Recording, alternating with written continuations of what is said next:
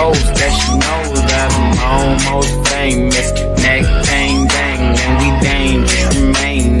Time steady changing. I don't know these niggas, and I don't wanna know them. This girl just want that big moment, so she can blow it. That's bogus, but I don't tell her what's what. Don't wanna be stuck, cause she's so starstruck. Wanna be around us, but I just rather play the field, rather keep it real, rather take you out, rather tell you how I feel, and show you that this game is for real. Cause I know that you're in love, you're looking for a star. Walked all this way to find a man with a car, hanging at the bar, champagne, caviar. No, you never seen a nigga like this, like this. You never seen a nigga like this, like this. Girl, you never seen a nigga like this, like this. You never seen a nigga like this, like this. Girl, you never seen a nigga like this. So quit it, you spend seconds, hours, minutes working on your fitness for a nigga to witness. Go quit it, I ain't tripping. You ain't the baddest bitch I'll ever meet. Homie said he already beat in the backseat of a Honda Jeep. So the loyal shit you can really keep. I'm so cold on him, so cold on him. You homies in the feds, cause bitch niggas done told on them. Seen them boys in the streets and did a lot more than just stole on them. Niggas know the pen when they feel the heat of that stove on them. Send the hell, the Lord don't want them. Funny girls from church Sunday morning. Saturday was out pouring. Show me a worthy opponent. Show me a match. No nigga, I'll face mine. Now my mind, no hang time. That's MJ on the baseline. Girl, I know that you're in love. You're looking for a star. Walked all this way to find a man with a car, hanging at the bar, champagne, caviar. No, you never seen a nigga like this.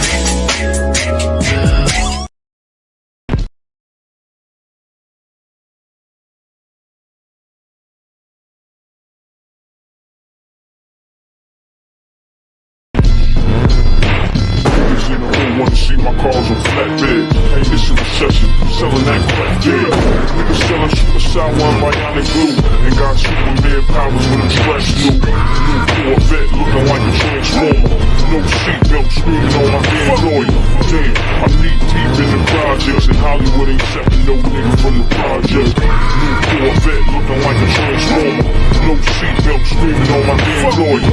Damn, I'm knee deep in the projects, and Hollywood ain't accepting no nigga from the project. New Corvette looking like a transformer. No seatbelt screaming on my damn lawyer. New Corvette looking like a transformer. No seatbelt screaming on my damn lawyer. New Corvette looking like a transformer. No seatbelt screaming on my damn lawyer. Damn, I'm knee deep in the projects, and Hollywood ain't accepting no nigga from the project. New Corvette looking like a transformer. No seatbelt screaming on my damn lawyer. Damn, I'm knee deep in the projects, and Hollywood ain't accepting no nigga from the project. New Corvette looking like a transformer. No seatbelt screaming on my damn lawyer. Damn, I'm knee deep in the projects, and Hollywood ain't accepting no nigga from the project.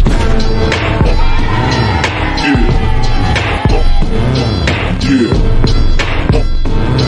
John Dillinger shit. Corvette looking like a transformer. No seatbelt screaming on my damn lawyer. Damn, I'm knee deep in the projects, and Hollywood ain't accepting no nigga from the project. New Corvette looking like a transformer. No seatbelt screaming on my damn lawyer. Damn, I'm knee deep in the projects, and Hollywood ain't accepting no nigga from the project.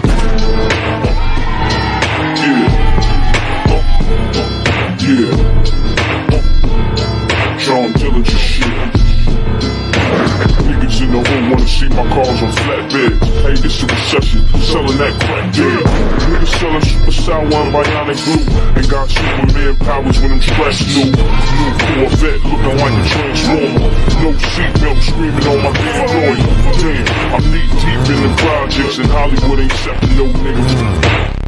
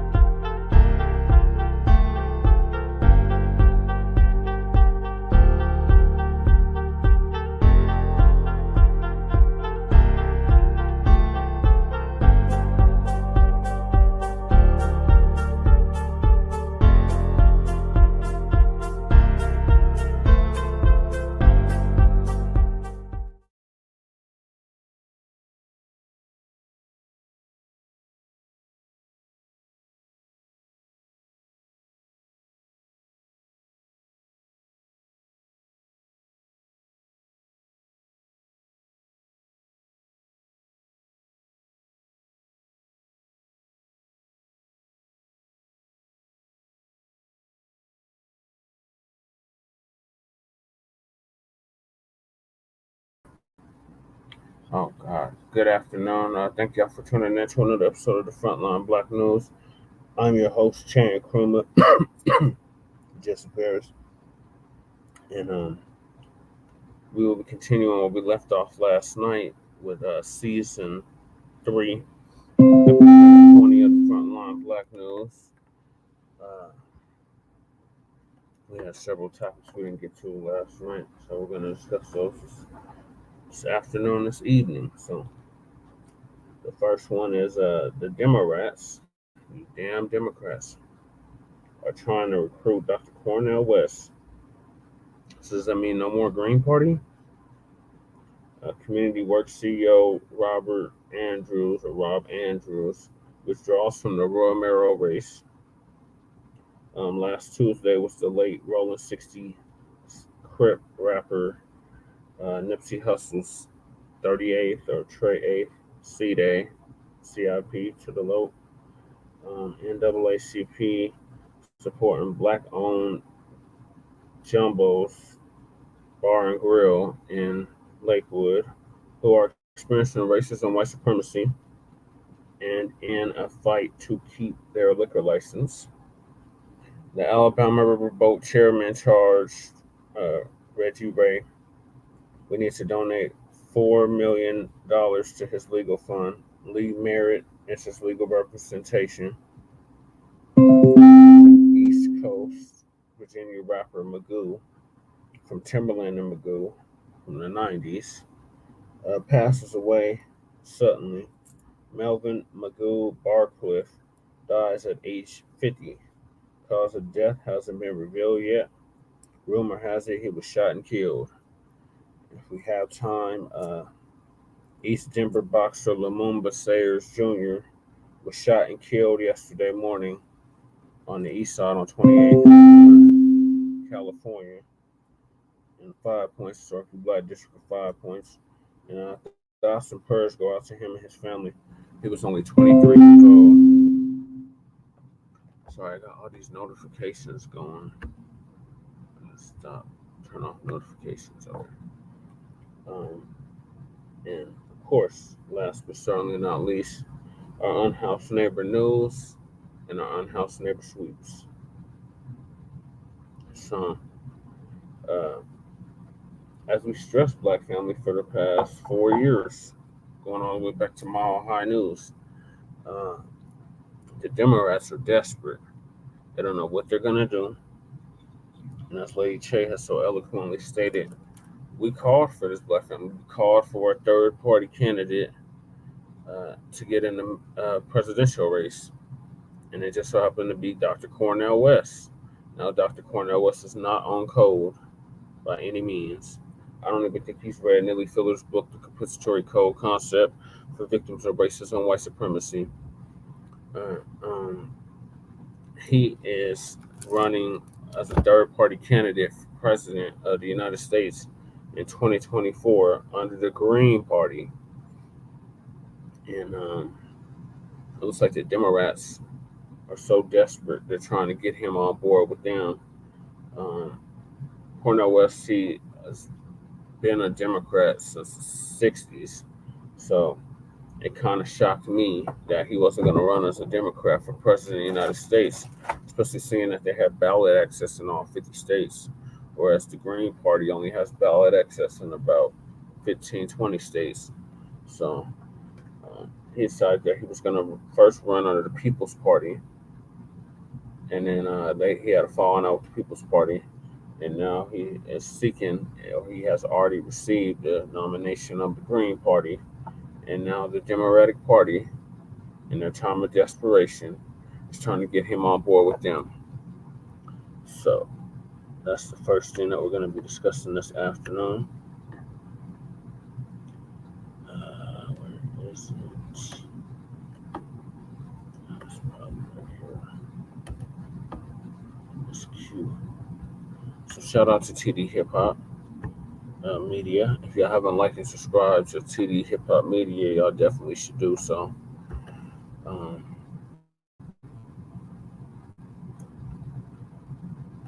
I'll put the copyright on. Shout out to whoever's viewing. Please leave a comment. Let us know where you're tapping in from, or let me know since I'm the only one that's in here right now. Are the Democrats trying to recruit Cornel West? Question mark. No more Green Party? Question mark. All right, go ahead, TV Hip Hop. Okay, what's going on, everybody? We're here, we're live. I want to thank you all for joining me today. If you can hear me clearly, please drop a 1 in the live chat, and then we can get today's show started. Once again, if you can hear me clearly, please drop a 1 in the live chat, and then we can get today's show started. And while I'm waiting for the ones to come in, please, if you haven't already, hit the like button. When you hit the like button, it helps to make this video permeate throughout the YouTube algorithm. Therefore, the notifications will go out, and YouTube will also send this live stream out to those who they feel needs to see this, right? Also, please share this video out on your social media networks. That also has the same effect, algorithmically speaking, as pertains to YouTube being put on notice that people are interested in this video. And lastly, if you're new to the channel, please make sure you hit the subscribe button as well as the bell notification next to the subscribe button so you can be notified whenever I release a new video. And lastly, please, if you haven't already, follow me on Telegram. We broke the 300 mark threshold. I currently have 300 followers on Telegram. The goal is to reach 1,000 followers on Telegram by the end of the year. And the Telegram link is pinned to the top of the live comment section. It will also be pinned in the comment section below after the live stream is over. And it is also in the description box below as well. Now, I see the ones that have come in, and I'm done with my announcements. So let's get into today's video, right? Now, I'm sure many of you are curious about the title of today's live stream. And the title of today's live stream is, Are Democrats Trying to Recruit Cornel West? No More Green Party. I want to play this video for you all real quick, just so you get a better sense of where I got this thought from, and so you can see where I'm going with it. Now, many of you may remember the video that I released yesterday on this gentleman that's on your screen right now by the name of Dean Phillips, who is a congressman, I believe, out of Minnesota, if I remember correctly. And he's been on numerous mainstream media platforms, from Meet the Press to CNN, being very vocal about the fact that he believes Biden needs to step aside, pass the torch, and not run for re-election, but let a stronger, younger, and more vibrant candidate within the Democratic Party run in his place. So he's been all over the place saying this. But one of the things that stood out to me was when he said what I'm going to play for you right now, coming towards the end of his interview on Meet the Press. So let me play this for you right now, and then we'll get further into the discussion. I'm not going to be quiet now, 5 years later, when the same trauma could be afflicting the country if Donald Trump is reelected. So I will do nothing to ensure that Donald Trump is reelected. But Chuck, it's really important that people know this. I'm doing just the opposite. And if people aren't willing right now to have that conversation, to have the discussion, and most importantly, to present some alternatives, how in the world are we going to look at these numbers and say everything's okay? But hopes and dreams and prayers, I love them. They don't solve gun violence. They don't give health insurance to Americans, right? And they sure as heck won't change the numbers that I'm seeing right now. Have you talked to Joe Manchin? You want him to run in a Democratic primary instead of as an independent for no labels? I want anybody who wants to run, Joe Manchin, Cornel West, any of the governors. You want him in the primary? In the primary. That's why we have primaries, because that doesn't undermine the likelihood of returning, in this case, a Democrat to the White House. So that is the key. Enter the primary, my friends. Everybody who is on the bench, meet the moment. Don't wait 5 years. We need you now.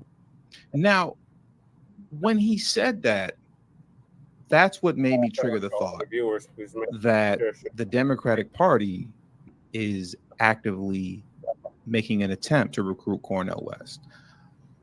Understand, he was asked a direct question, Dean Phillips, about Joe Manchin. And you see they even have Joe Manchin up in the background behind him as they're speaking on him. And he was asked whether or not he feels Joe Manchin should not run as an independent, against Joe Biden under the no third party, no labels party, but to run as a Democrat to primary Joe Biden. Dean Phillips made it his point to insert Cornel West into the mix, saying at the end of that dialogue, come on home, right? And now I know for some people this might seem like a stretch. And I remember thinking to myself, well, wow, if Cornel West actually did switch up and join the Democrats, that would be probably one of the greatest, just bait and switch moves of all time. But when I had a conversation with good Rob from Blacklight Revelations 2 about this, he put the impression upon me and kind of got me to understand something that I kind of knew already, but it was good to have a good reminder of what he told me. He said Cornel West switching up and moving Democrat, if he is indeed being actively recruited by them, wouldn't be as far-fetched as you might think it is. Because when you think about the Green Party and you look at their party platform and what they run on, not Cornel West, but the Green Party overall, the Green Party's platform, in essence, is no different from the Democratic Party platform. The Green Party platform, the Green Party in and of itself, are just disgruntled Democrats, essentially, as well as progressives. Progressives are just disgruntled Democrats. If we're being honest, right? If we're being honest, that's what they are. They're disgruntled Democrats. So it wouldn't be that far-fetched for him to switch sides and say, you know what? I'm going to run on a Democratic ticket. Secondly, also as well, this man, Dean Phillips, is a member of the Democratic leadership team. So understand, he's not speaking on his own accord. This is something that was agreed upon. Him going on all of these channels, right? Meet the Press, CNN, mainstream media, Democratic Party channels, and putting it out there that Cornel West should consider becoming a Democrat and primarying Joe Biden, as well as Joe Manchin and a host of others. Because he didn't just specifically focus on Cornel West. He's been putting a call to action for all Democrats to stand up. And for those of you who think you're strong enough to run for president, to do it. I want to play another clip for you right now where he speaks on that. And then I want to come back into the discussion. This about Democrats, it's really important. Joe Biden right now is down 7 points in the 4 swing states that will decide the next election. He has historically low approval numbers, Chuck. There are about 55% of Democrats would like to see an alternative. I can keep going down the list. No, the fact of the matter is everything you're saying, we've all heard in right. private as well. Why do you think it's all private? Why do you think this hand wringing is only really gone public through you? Very simple. People are focused on self-preservation and not principle. There is no political reward in the United States right now for simply speaking the truth. So what's happening right now is that this man who's part of the Democratic Party leadership team, he's actively telling other Democrats on all these mainstream media platforms that it is okay, it is safe for you to come out and run against Biden. It is okay and it is safe for you to come out and to a degree be against Biden as it pertains to you presenting yourself as a stronger candidate to beat Donald Trump, right?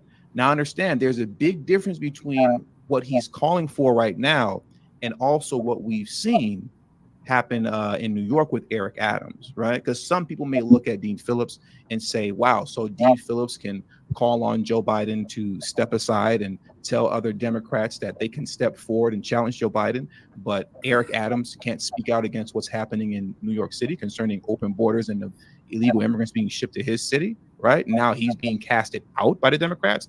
Those are two completely different things, right? In essence, what you see happening with Eric Adams in New York, and if I may use a sports analogy and football as well, right? Eric Adams is messing up the play that the Democrats are running. Open borders, you can look at, is a play.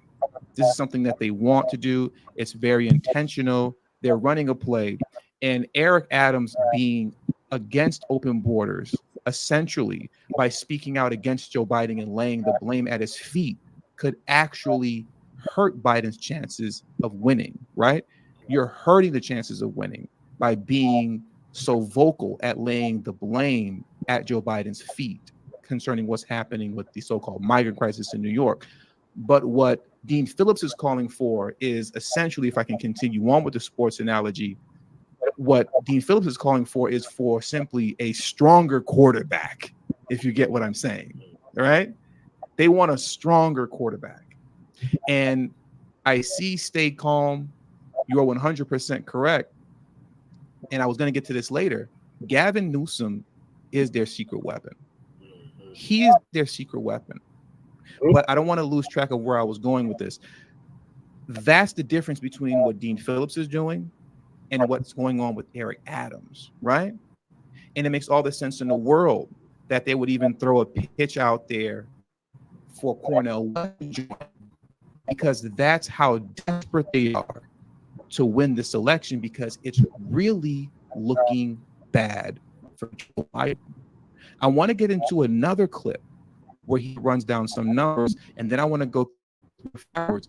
But listen to what Dean Phillips had to say concerning Joe Biden's essentially his chances of winning and what's going on, within the Democratic Party. But before I do that, thank you very much, Jay Freeman, Blackman, for you being the first person to contribute to today's stream. Thank you very much. It does not go unnoticed. Thank you very much, brother. I appreciate that. Now let's get into this other video now. To reassure you, he is up to a second. My apologies. Let me rewind that back. What can President Biden do to reassure you he is up to a second? I'm not saying he's not up to a second term. What I'm saying is look at the data. I listen. My job is to listen. I do it every single day back in Minnesota. Wait, can you change the data? That's the challenge. I come from the marketing world. You just explained my background. Sometimes you got a product that is extraordinary, meets the moment, you think is going to be the next big thing, and it just doesn't happen. And in business, you got to recognize it because the data speaks the truth. The data is speaking the truth right now. And if nobody's willing to talk about it before it's too late, that's the key. Once again, I want to reiterate, this is not just some Joe Schmo congressman, right? He is a member of the Democratic leadership team. So when he's speaking here, he is not speaking on his own behalf. He is speaking on the behalf of the Democratic Party leadership team. Hello. So what's happening right now is the Democrats internally are making an effort and making an attempt to pressure Biden into stepping down so that a more younger, vibrant, more likable candidate like a Gavin Newsom can step up and step in smoothly without too much hiccup. But if Biden isn't going to play ball in that regards, if he's not going to do that, then what is also happening here, as we've been listening to Dean Phillips say so far, he has sounded the alarm that it's okay for others to step up and challenge Biden if you feel that you're strong enough already. In the last video that I made yesterday concerning Dean Phillips, he ran down a host of names of governors that he felt would be strong candidates, one of them being Illinois' Governor J.B. Pritzker. And he preferably wants a moderate to run against Joe Biden in the primaries. But like I said earlier, and as I saw some of you put in the live chat, Gavin Newsom here in California is really their secret weapon. He's their secret weapon, if we're being honest, right?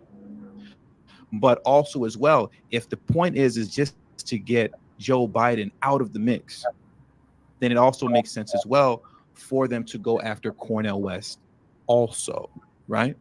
As we saw Dean Phillips name drop Cornel West in the first video. He was asked a very specific question about Joe Manchin. Dean Phillips pivoted to Cornel West. The host then said, almost shockingly, in the primaries, meaning like against being a Democrat? Dean Phillips replies, yes, we need all hands on deck. No sitting on the bench. And he ended that statement with, come on home, right? Once again, which makes all the sense in the world, because when you're talking about progressives and you're talking about Green Party members, and I see some of you in the live chat, you're a little, a little salty, Cornel West isn't going to flip, and you're off on this one, and that's okay. That's okay. We can disagree, right? But it's not really that far-fetched. it really isn't that far-fetched for Cornel West to flip. I'm not saying that he will, but what I'm saying is that it's not far-fetched, and that the Democrats do seem to be openly recruiting him, because once again, this is a member of the Democratic leadership team. So he wouldn't be saying that just to say it. The Democrats are down bad right now. Biden is down bad right now. And it's not looking good against him versus Trump. Let me go over a few articles very quickly. We're not going to be here too much longer, right? So give me just a second while I pull this up for you. Now, here's a quick New York Times article, and I just want to go through a few things very quickly on here. But before I do, there are 352 of you in the live stream right now. If you haven't already, please hit the like button. That is the most important thing you can do for me on this channel. If you haven't already, please hit the like button. If you're new to the channel, hit the subscribe button, and also share this video out on your social media platforms. Now, let's get into this article here by New York Times very quickly. Can the race really be that close? Yes, Biden and Trump are tied. After Democrats fared well against MAGA candidates in the midterms last year, it might have been reasonable to think that President Biden would have a clear advantage in a rematch against Donald Trump. Yes, sir. Yet, despite the Stop the Steal movement, the Supreme Court decision to overturn Roe v. Wade, and the numerous investigations facing Mr. Trump, Mr. Biden and Mr. Trump are still tied, each at 43% among registered voters in our first times Siena poll of the 2024 election cycle. Now, here's the part here that I really want to hone in on, right? I want to scroll down over here that I have highlighted in blue, and I'll even zoom in so you can see it better. Because this also highlights to me why inserting Cornel West into the mix makes all the sense in the world. Why it makes all the sense in the world for them to recruit him, right? And to make an attempt and an appeal towards him. To the extent the survey suggests a slightly closer race than 4 years ago, it appears mostly attributable to modest Trump gains among Black, Hispanic, male, and low-income voters. I'm going to repeat that again. To the extent the survey suggests a slightly closer race than 4 years ago, it appears attributable to modest Trump gains against Black, Hispanic, male, and low-income voters. Okay? Those modest gains with Black voters, those modest gains, particularly with Black males, are critical. They're critical. This is why we've seen articles like the Washington Post article that a lot of people have been talking about was created, right? Because essentially this is sounding the alarm. Democrats worry their most loyal voters won't turn out for Biden in 2024. They're worried about that.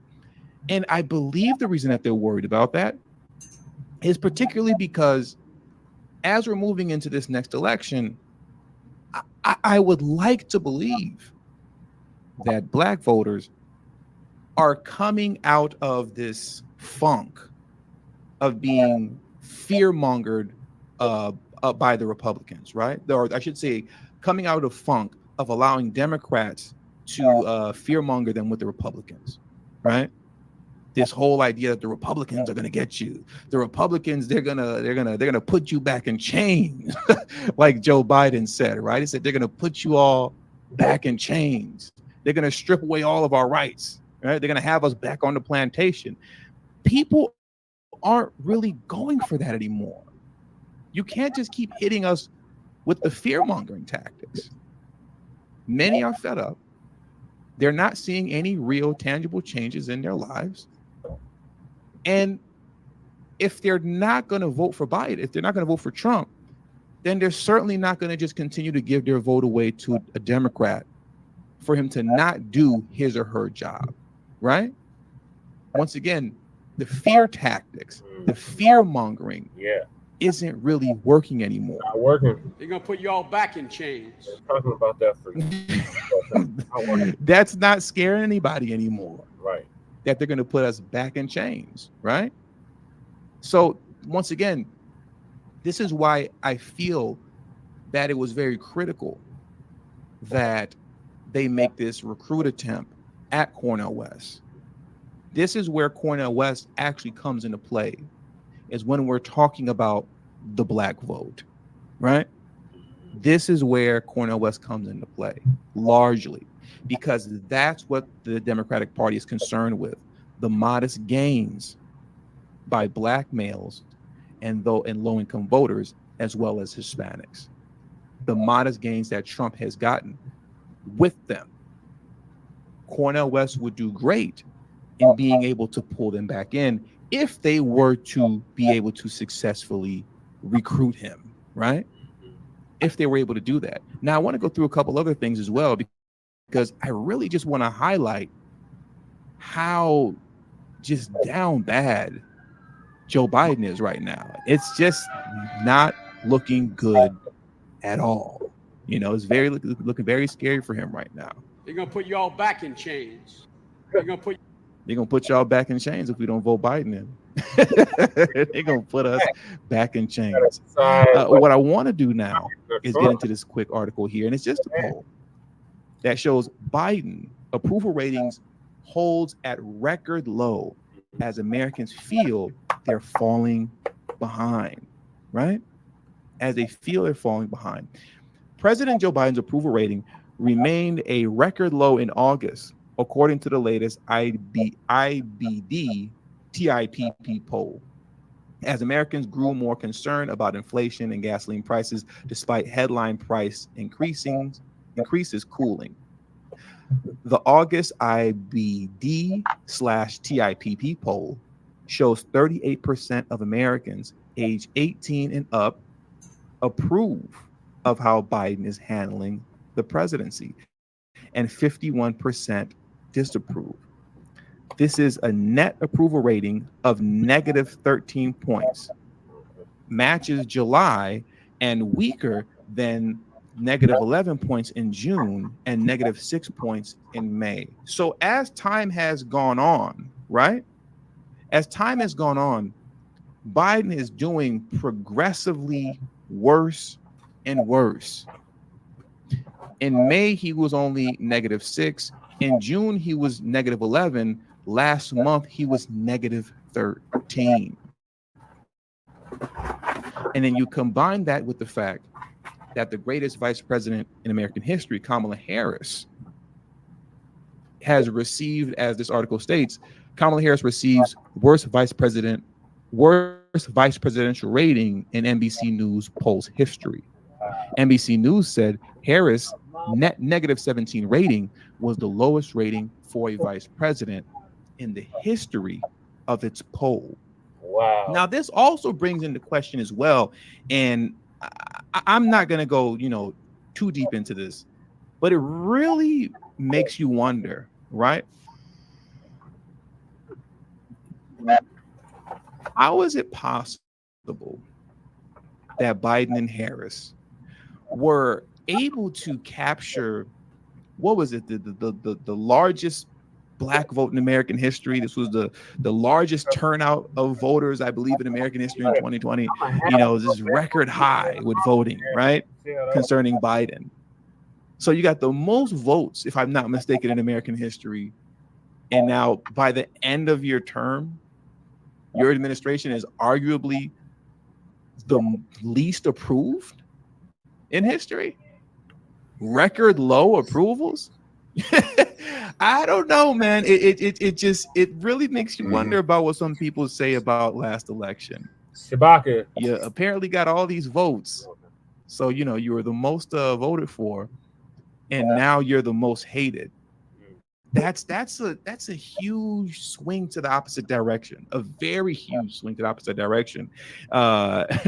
If we're taking into account, that the voting system that we have is still operating correctly. But like I said, I don't want to go too deep down that rabbit hole because I haven't done any research into that. I've heard what people have said, But I just wanted to throw that out there because I felt that it was very interesting. But in closing, when you look at all the information as it's been presented to you, and you see how bad that Biden is doing so bad that a member of the Democratic leadership team is now going on multiple mainstream media platforms calling for other Democrats to step up and challenge Joe Biden, and also throwing a pitch at Cornel West as well, right? What this signals to me is that Biden is on the path to lose this election, and the Democrats are extremely desperate. And it is also not that far-fetched to conceive the thought that Cornel West could flip sides and join the Democrats. It's not really that far-fetched. I don't believe that he will do it. That's just my personal belief. But I actually wouldn't be that shocked anymore.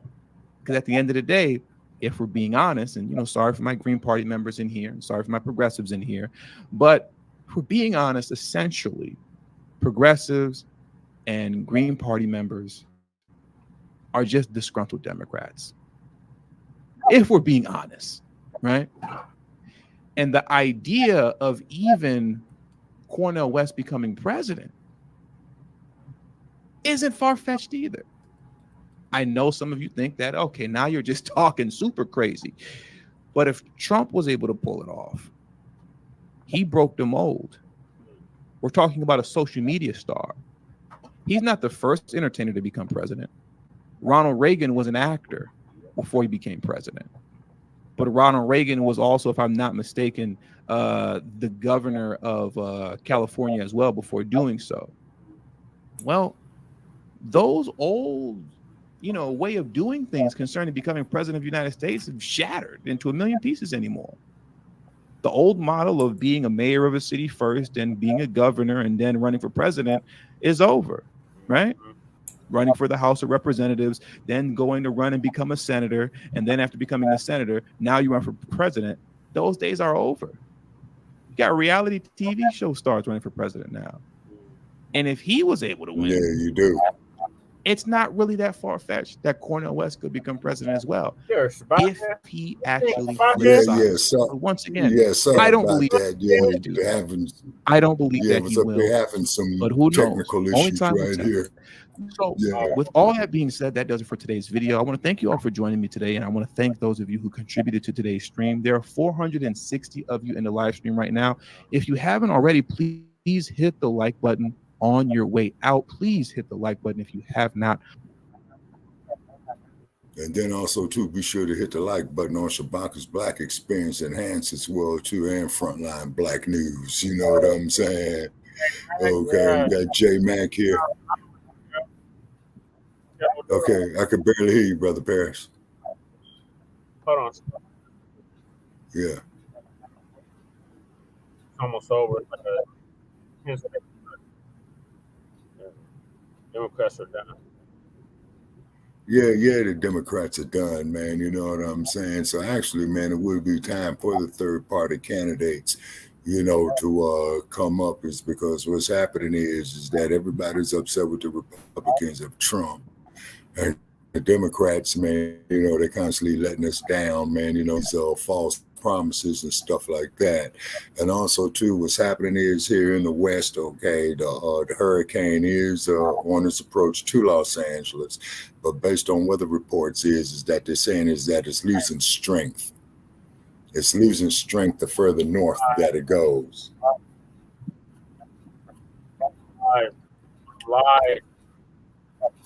Yeah. Yeah. Yeah.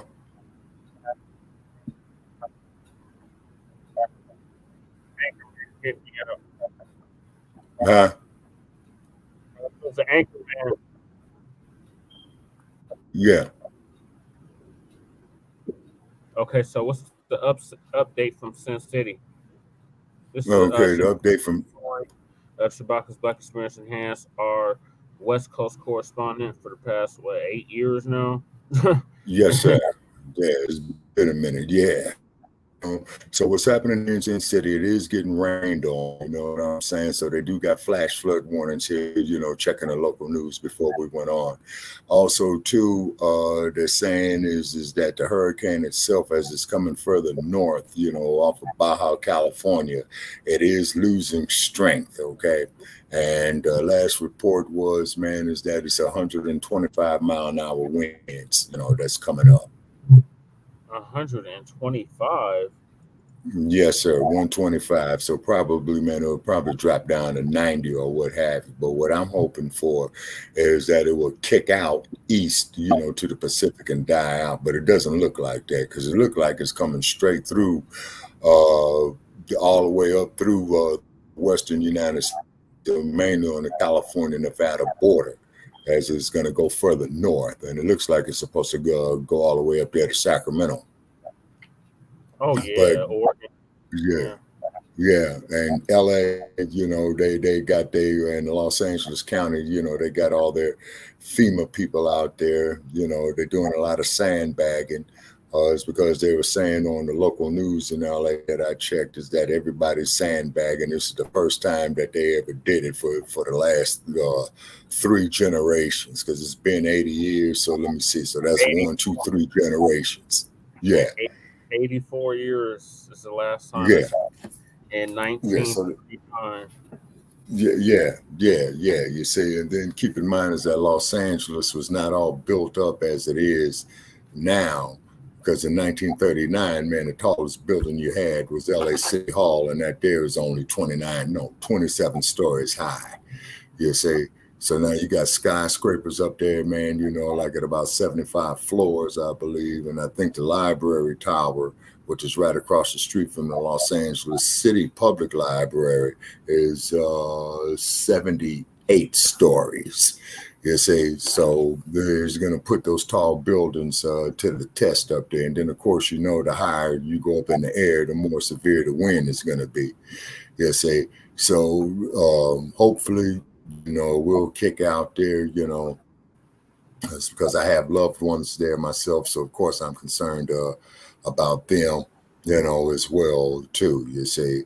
But so far, everybody, you know, seems to be, you know, batten down the hatches and what have you, you know what I mean, and whatnot. And then also, Yeah, too, I think it already made landfall, Shabaka, in the Baja, in a yeah, in town Baja, okay, called Negro Guerrero or okay, Guerrero Negro. okay.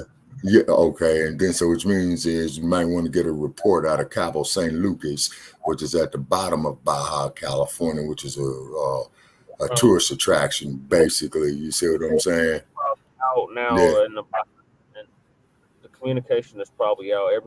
Everywhere the storm hit, the communication is gonna be out.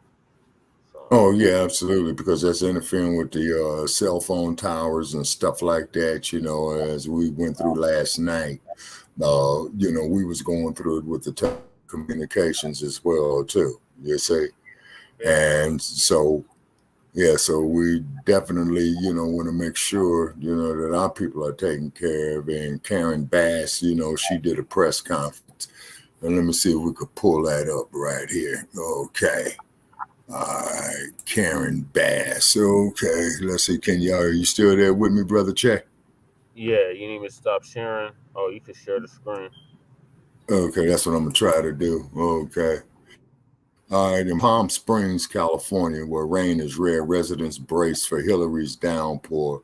So, in front of a fire station in Palm Springs, California, residents crowded around a pit of sand on Saturday afternoon, meaning yesterday, under gray clouds, using shovels to fill bag after bag. 15 minutes or so, a tractor would dump more sand in the pit. So, you know, this individual, you know, says he's exhausted, who's a real estate agent who had just finished filling 10 sandbags and was taking a break after most of them to his car. So he says he's gathering the energy to take the last 3. So, which means is, you know, he's just concerned about money that he's about to lose. Okay, so therefore they do have flood watches and flood warnings in effect on Saturday for several areas of Southwest California, including the Coachella Valley, which contains Palm Springs, and LA County officials advised all residences to evacuate Catalina Island, which is home to more than 4,000 people now. I'm going to tell you something.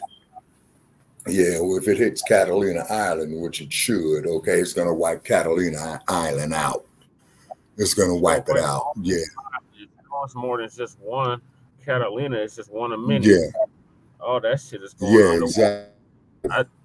They better Yeah. be lucky it didn't come in as a hurricane, because the whole Southern California will be wiped off the map.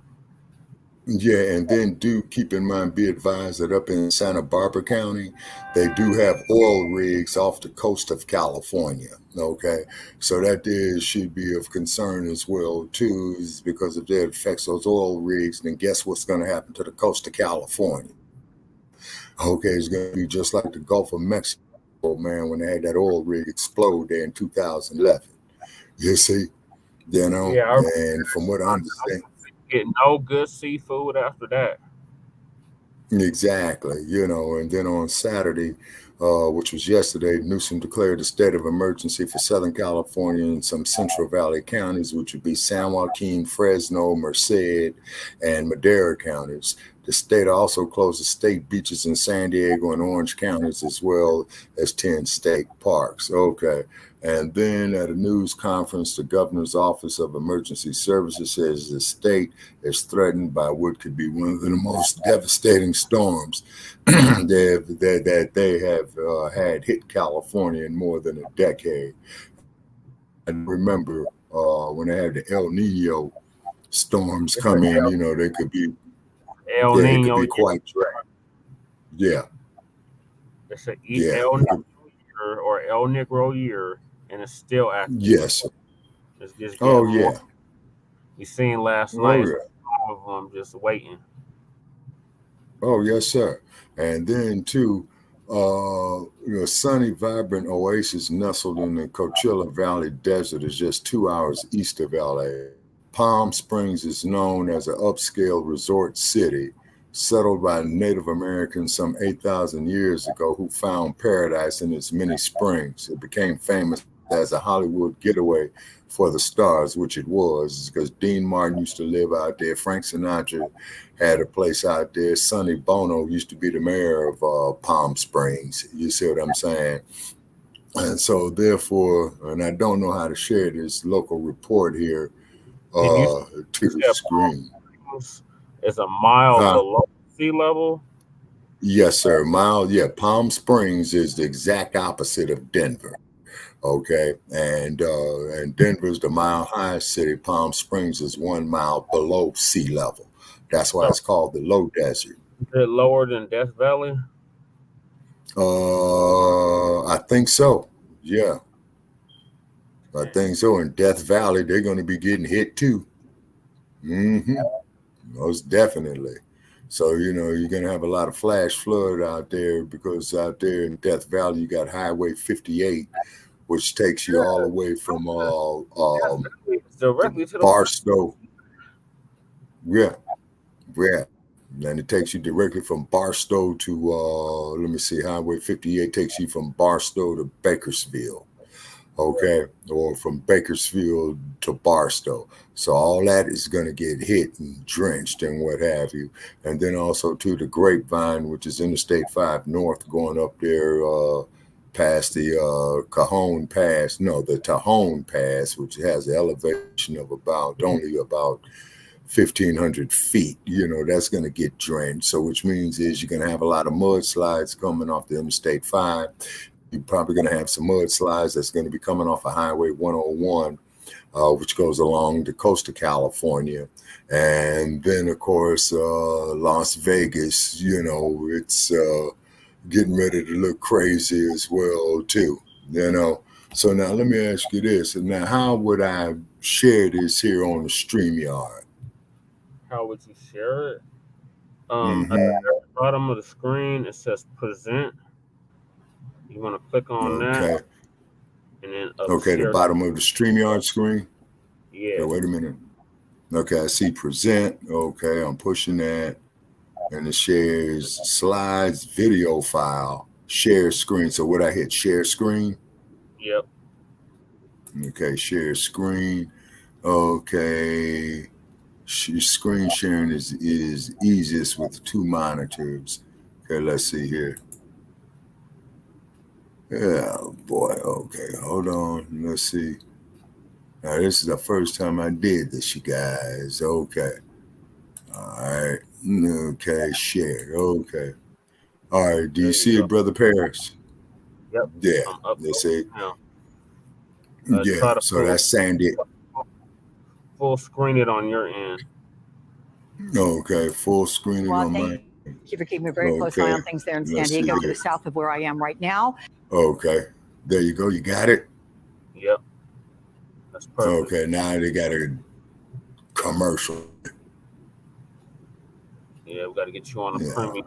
I guess like The 12. rain has been Yeah. falling very heavily in the last 20 to 30 minutes. We've got a rain gauge that we set up at our shot, and we're on top of a parking garage. Okay. Now And this so, is you a know, it's not flash very, flood warning for Palm authentic or Springs. official, but we wanted to get a sense of how big these It's rainfalls are closing going to in. be. And just in the time that Okay, we've been up here, since we about feel- 11 a.m. Pacific time, we've had close to Okay. a half inch of rain.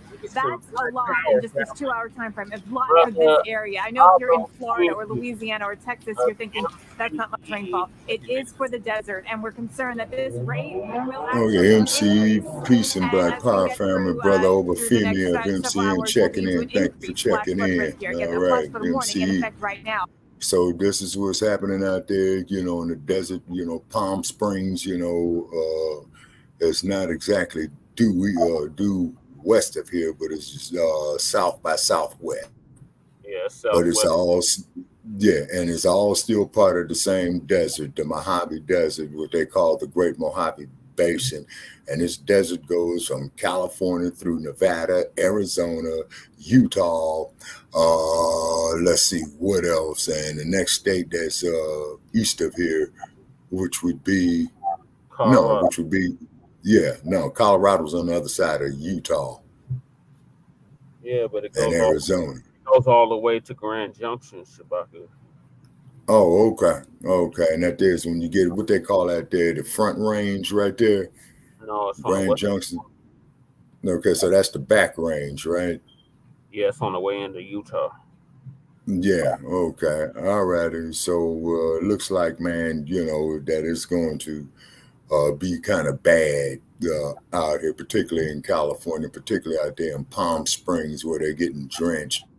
So they have a lot of flooding out there. And then keep in mind with it being in the low desert, most definitely they're going to have a lot of flooding there because that water is going to be going down the hills into Palm Springs, you see. It's going to be mudslides, Yeah. slides, and all that. going on. Oh yeah, all that. You know, but keep in mind it will not be too humid because it's in the desert. You see what I'm saying?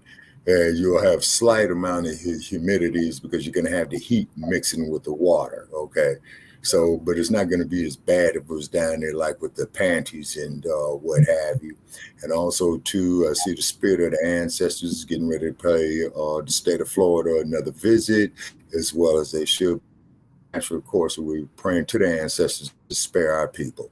But, you know, the dump, as in shit, let it tear out Mar-a-Lago, okay? The panties, you know what I'm saying? And Governor, I call you the panties because I think you wear women's underwear. You're a punk, okay? All right. And then you and Gruesome Newsom are probably going to get together and cook up something to oppress our people even more so. Okay, so then, you know, you're going to have your Karen Basses and your, let's see, your black mayors there along all this stuff here praising these fools. You see what I mean? And really, Black family. Yeah, and really, Black family, we ought to be looking at the sign of the times, man, because didn't it say famine, disease, the weather, wars? Okay, so you got all four in going on right now. You got the wars, okay. You got the famine, okay. You got the disease, okay, and you got the weather. Okay, the four horsemen of the apocalypse, if I'm correct on that. Okay, so therefore, too, How long is is that okay? No, I think this video is over. Yeah, it's over, brother Perry. So I'm gonna stop the screen. Okay. All right. Hey, learn a little bit of something about that to do here. Okay, and then we appreciate Brother Obafemi of MCM checking in. Belden. Ladies here Oh, has a okay. Okay. All right, then let me close some of these tabs. greetings, Okay. ladies. Sorry I'm late, family, fellas. Uh, I got Right. stuck at my machine. I have an oxygen machine, Okay. and that motherfucker is not working. So it Okay. I had to go make alternate moves. And sorry, it took me a little bit longer. I'm here though.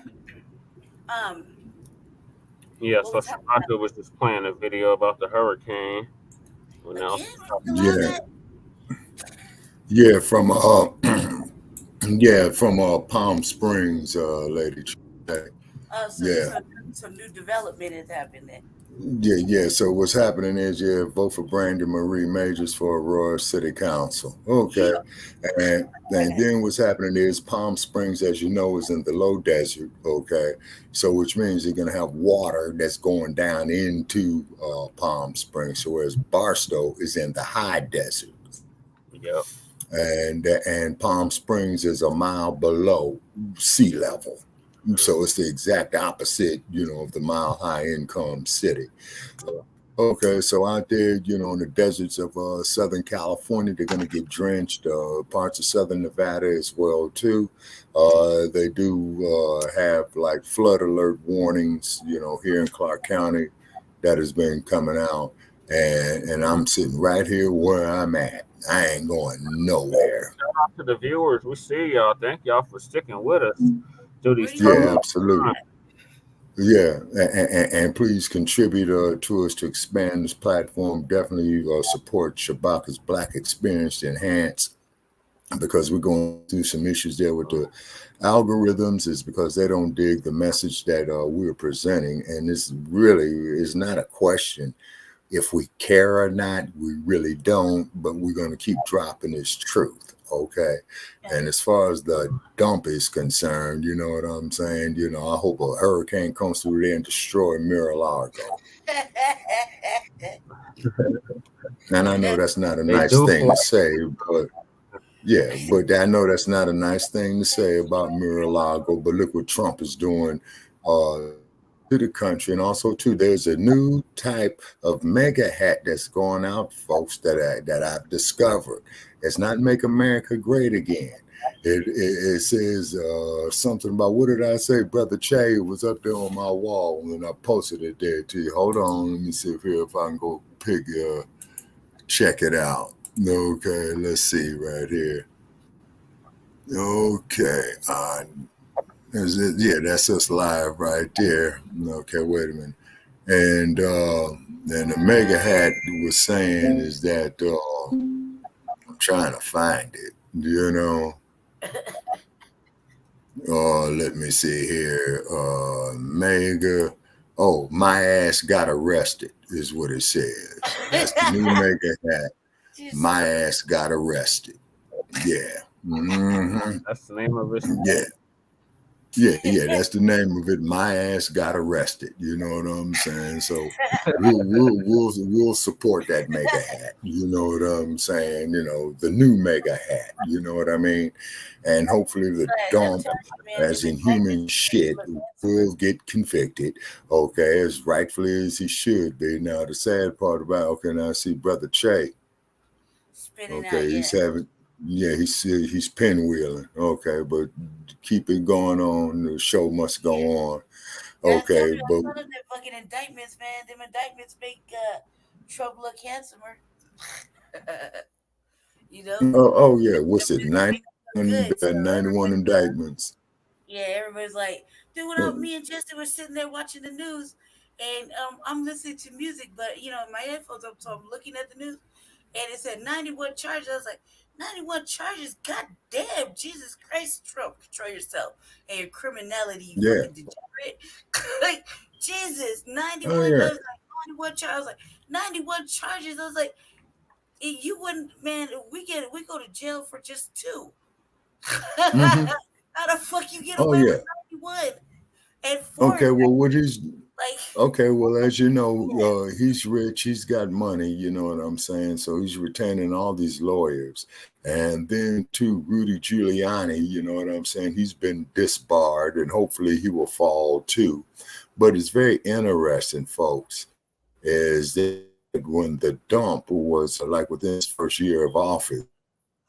You remember Dumbo, who used to be the Attorney General, the old Jeff Sessions? And the reason why I call him Dumbo because he had them ears looking like Dumbo in the Walt Disney movie. Yeah, Dumbo saw the handwriting on the wall way early, and he abandoned ship real cool, real good. Now, Diamond and Silk, who used to come out there and support that fool. I wonder, how they feel about it. Would like to hear from Omarosa because, as we all know, she got thrown physically out of the White House, when Trump was in office. Okay, and then these dudes like Kanye West who was supporting that fool, and then there was some other guy up on Stinky Bird, that was supporting Donald Trump, you know what I'm saying? And it was really, really sad. It really was. It was very, very sad. And then this here just goes to show you that that we as a people have lost our cohesiveness very badly. And we got to get it back. And then keep in mind, who knows, maybe it's this the reason why the hurricanes is coming and all this old type of stuff. You know what I'm saying? Because there's some severe times that we're in. And then of course this stuff with Bill Gates and this business about COVID and all this old type of stuff. You know what I'm saying? Yeah, I got Yeah, this thing. it's I'm real gonna bad. play after. Welcome back, I'm Che. back. Thank you for holding it down. I was Oh watching yeah. on the. On the comments, I can't click on the Oh comments. yeah. Most definitely. Like, oh man, Most definitely. The internet Yeah. and it's hot. It's like 90 the something. Oh RVA, yeah. the RVA is coming on right after for Black News. So I got this little No thing I want to know TVA about. is coming on. What? No what? The Black Authority. No. Oh, Jason Black. Like, it's gonna happen today. So you're not gonna stop the fucking RVA today. Okay? That's like every weekend. I think you intentionally try to stop the RVA from happening. RVA is happening today, right after for Black News. I give you all the way to Stop. start it whenever you feel like it. Mm-hmm. You have access to the accounts. It's not like you're locked out of anything. What you talking about? Mm-hmm. I was shadow banned for a minute. I was shadow banned for showing the RVA for like damn near half a month. Mm-hmm. Yeah. like for real. Like, it's seriously. Yesterday, if me and Jesse counted how many times I posted something, and then we watched it immediately get taken off for no reason. It was like for like 1 Yeah. hour, I posted like 8 things, and Jesse kept saying that thing you just posted right there to share, I just got taken off, and I was like, God damn, Mm-hmm. man, fucking Facebook, fucking non-answer having ass suggestion removing, just fucking shadow banning, punk ass fucking Facebook, man. You know what I mean? Yeah. And Yeah. I'm not even saying anything bad. What I feel like, is it bad to have a fucking opinion all of a sudden? Well, Like, pretty much. for us, right? It's fucking a horrible thing for us to have an opinion or be sharing in the same happiness. This is a real life version of Black people are not allowed to have happiness. Like, we're not allowed to be rejoicing about shit. Good evening, They wherever really part want of the world you say happen to about be in. being Welcome. Like, us smiling together in the same fucking room might cause a problem. It's really a terroristic thing to be smiling and giggling about, white people getting hit with chairs. Well, you see, what I mean? well, first place, what you have to understand, in any given situation, you got what they call cause and effect. Right. Okay. So you saw what caused the effects. Okay. Happening is that they're getting very, very strict on it is because I made a post about it up on Facebook, and it says, oh no, this here goes against our community standards again. You know what I mean? Like, are you the reason we're getting shadow banned? Probably. Is Yeah. it you doing it? Because I thought it was me at first. Because I was like, let's just keep this same Black August energy going all year. Like, Yeah, and also too, Dr. Boyce Watkins. I appreciate Dr. Watkins, but I want it to be known, and hopefully Dr. Watkins will get word of this. Now, Dr. Watkins, I appreciate your knowledge and what have you, sir. I have reached out to you many of times, and you yet to respond. But yet, though, you keep posting your material up in on my groups and on my wall. Okay, I appreciate your knowledge, brother, and all that, and learn quite a bit from you, man. But don't turn your back on us, man. You know, when we reach out to you, brother, at least tell us hello or something like that. You know what I mean? Yeah. To his defense, Shabaka, a lot of his accounts have been hacked. So, yeah. Oh, okay, I believe it. Yeah, because I got a friend's request. Yeah, because I got a friend's request from him, and I denied it because I'm quite sure that it was not Dr. Watkins himself. Yeah, I So, did too. I was like, I didn't know if it was Dr. yeah, the one that was asking for money, that was not him. right. Okay, because keep in mind, this man is already a multimillionaire already. Plus, he has a degree in finance. You see what I'm saying? So, hey, he might be on his way, man, to be a billionaire. You know, power to the brother. But the only thing I'm just saying, though, Dr. Watkins, if you ever check us out on Frontline Black News, man, call us up sometime, man. You know what I'm saying? Come guest host the show at Shabaka's Black Experience Enhanced. You know what I mean? And Yeah, then also, too, I'll let him know about Shabaka's Black Experience Enhanced back in 2018. yeah, yes, sir. I think that Shabaka's Black Experience Enhanced has been getting pretty live over the last like 4 or 5 months, man. Especially with us fighting with Joe Gibson and Oh, yeah. Friday with Sarge, man. That was pretty good. That was a pretty good experience. Oh, yeah. We let Sarge know that he went AWOL on us when we had set up a special podcast for him. But we're going to give Sarge a second chance now, because Sarge said he was out there in the sticks of Georgia and couldn't get no reception. And I can understand that because, you know, they're playing games with these phones on us and stuff like that. And want to charge people for calling in. So therefore, folks, when you call it to Shabaka's Black Experience Enhanced, please be sure to add the phone number 516-418-5996 to your cell phone plan. So not the only charged. Not the only one saying that either. A lot of new black media who uses Blog Talk has been saying that Blog Talk has been acting kind of scammy. Oh, most definitely. And I'm reaching out there to any scholar or any doctor of jurisprudence who would be interested in handling the case for suing Blog Talk. Yeah, I'm making it plain. Right. This, for suing Blog Talk. Because all they got up there, because all that they got up there is a bunch of advertisement, that they put up on our walls and all this old type of stuff like that. Then I asked them, what's up with monetization? Oh, we no longer monetize. On how convenient. You know what I'm saying? How convenient. They no longer monetize. So what it is that we are reaching out, to get some private donors and what have you, and changing the format, and we're getting ready to get the Blog Talk back up to par in a minute. And definitely, and it's all part of the Frontline Black News Network. So this here would be FBN, Frontline Black, no, FLBN, Frontline Black News, you say. And so therefore, Then the haters, they're welcome to call in, what have you. Now, you can call in with your hate and what have you, but please, no ass scratches and no Yasa boss. The types like Eric Adams and Michael Hancock, no, I just can't stomach it no more. But I don't have a problem. Blacc, what are your Yeah. thoughts on Larry Elders checking Charlemagne the God, or as we call him, the I didn't Coon? see it. Wait. Okay, and enlighten me on that later for Larry Elders. Hopefully, Charlemagne put him in his place. No, Larry Elders put him in his place.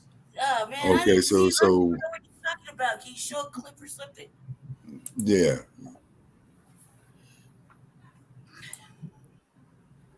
I'm gonna have to pull it up, Lady J.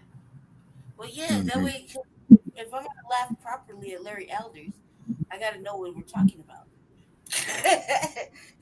Or Charlemagne. Like how is a coon and another coon gonna check each other? It was when he was on the Breakfast Club.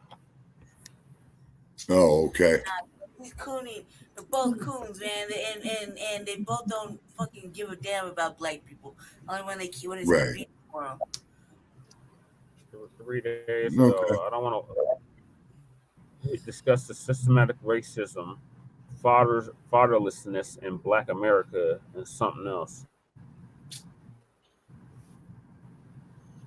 Okay. I don't like Charlemagne. Presidential candidate Larry Elder. Welcome, brother. Thank you so much for having me. It is an honor. How you feeling? So good. He does more than that, though. I mean, he was a radio host. Radio host for 40 years.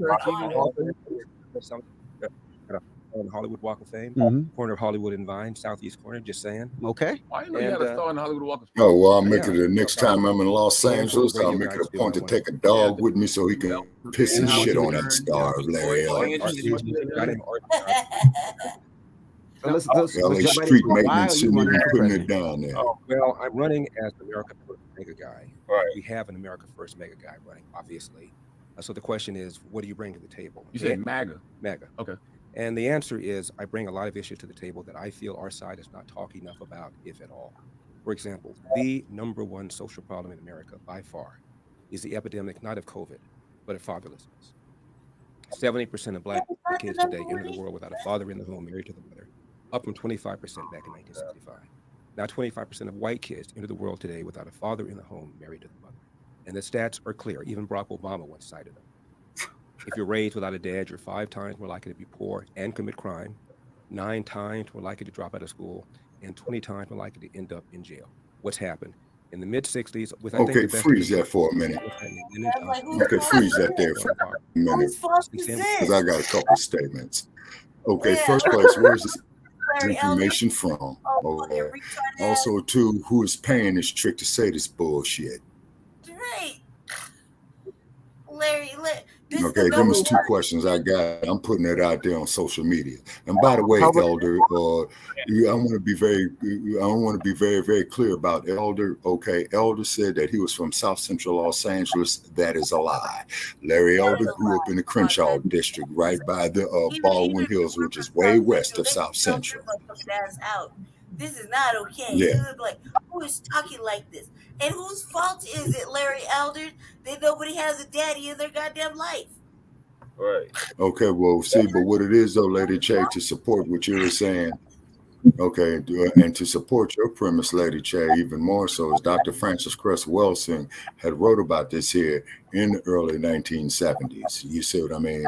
And this is part of the systemic the demasculization of the Black male through the Hollywood industry and through the music as well too. It's because everybody wants money. Okay, great, beautiful, I understand that, but it's like the game of dominoes. All money ain't good money.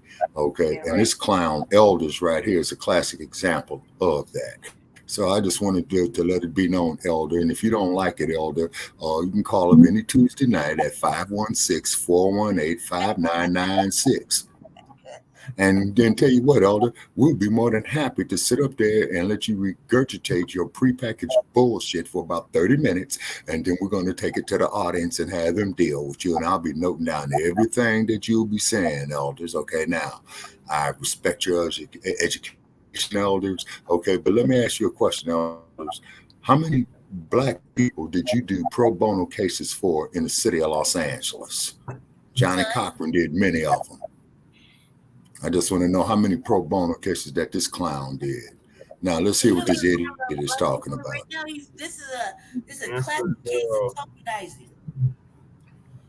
It's a classic example right now of tokenizing. What else does he say with this little bullshit ass statement that he just made? God, Larry Eldridge, man, you suck. It's at the very end when him and Charlamagne get into it. What is Charlamagne? All right.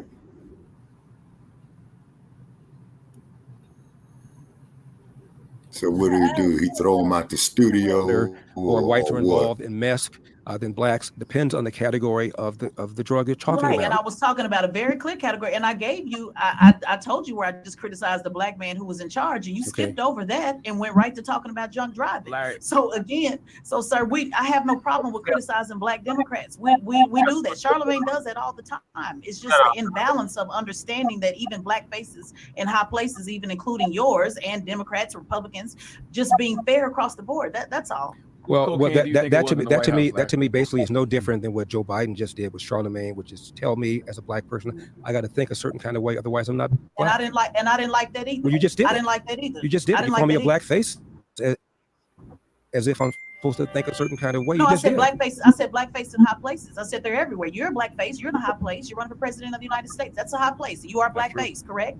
I said so. There's blackface in high places on both sides. So it's just about being fair for me on both sides. I've mentioned I agree with that. I agree with that. Yeah, I mentioned several Democrats that I have a problem with. Several, including Joe Biden. So you don't have to sell us on that. We get that. I'm just saying it also happens on the Republican side. That's all. And Black conservatives agree with a lot of your messages, Mr. Elder. But when you're not balanced across the board, it just kind of lands flat. That's all. Whose cocaine do you think it was in the White House? You're talking about drugs. I have no idea. All I know is that it seems to me it's to be scary that the Secret Service is closing the investigation without identifying a suspect. What other kind of stuff goes in and out of the White House without anybody knowing about it? But I have no idea. I just think it's bizarre that the investigation all of a sudden got closed that fast. And you think criminal charges should be brought against President Biden, right? I think they got. I think there certainly should be an investigation about the pay for play stuff that we're hearing. The IRS whistleblowers are saying that they were told to stand down in their investigation.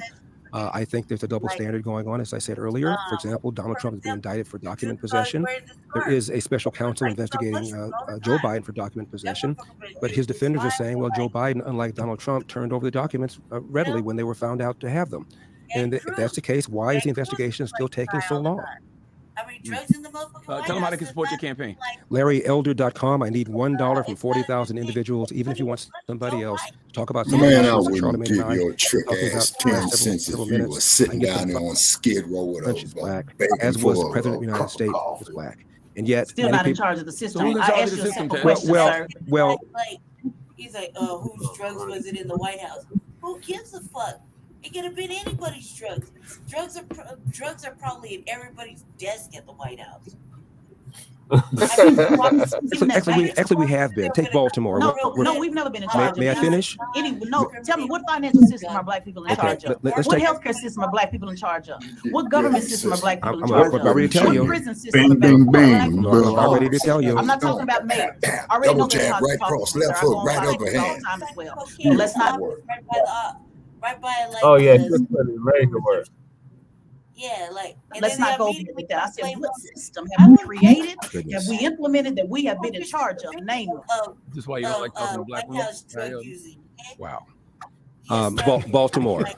Freddie Gray a few years ago. No. That's mayor. I'm not talking. I said system. I'm going to tell you about this system if you allow me to finish my point. I'm not talking about somebody elected and doing a job, sir. I asked what system did we create? What financial Okay, let's talk about the system of one of the largest. Thank you. One of the systems of one of the largest cities in America, Baltimore. Freddie Gray died in police custody a few years ago. The mayor was Black. the head of the police department was black. Number two, That's not in charge of the system. But go ahead. number two person in charge of the police Charles department was black. Batts was All the city Charles Batts council was the Democrat commissioner when majority Freddie Gray black. died, and Charles Still not in Batts charge got of the system. fired as the police chief of the city Six, of Oakland, six and officers he in had to go charge. there. 3 of them were black. A judge before whom 2 of the officers were black.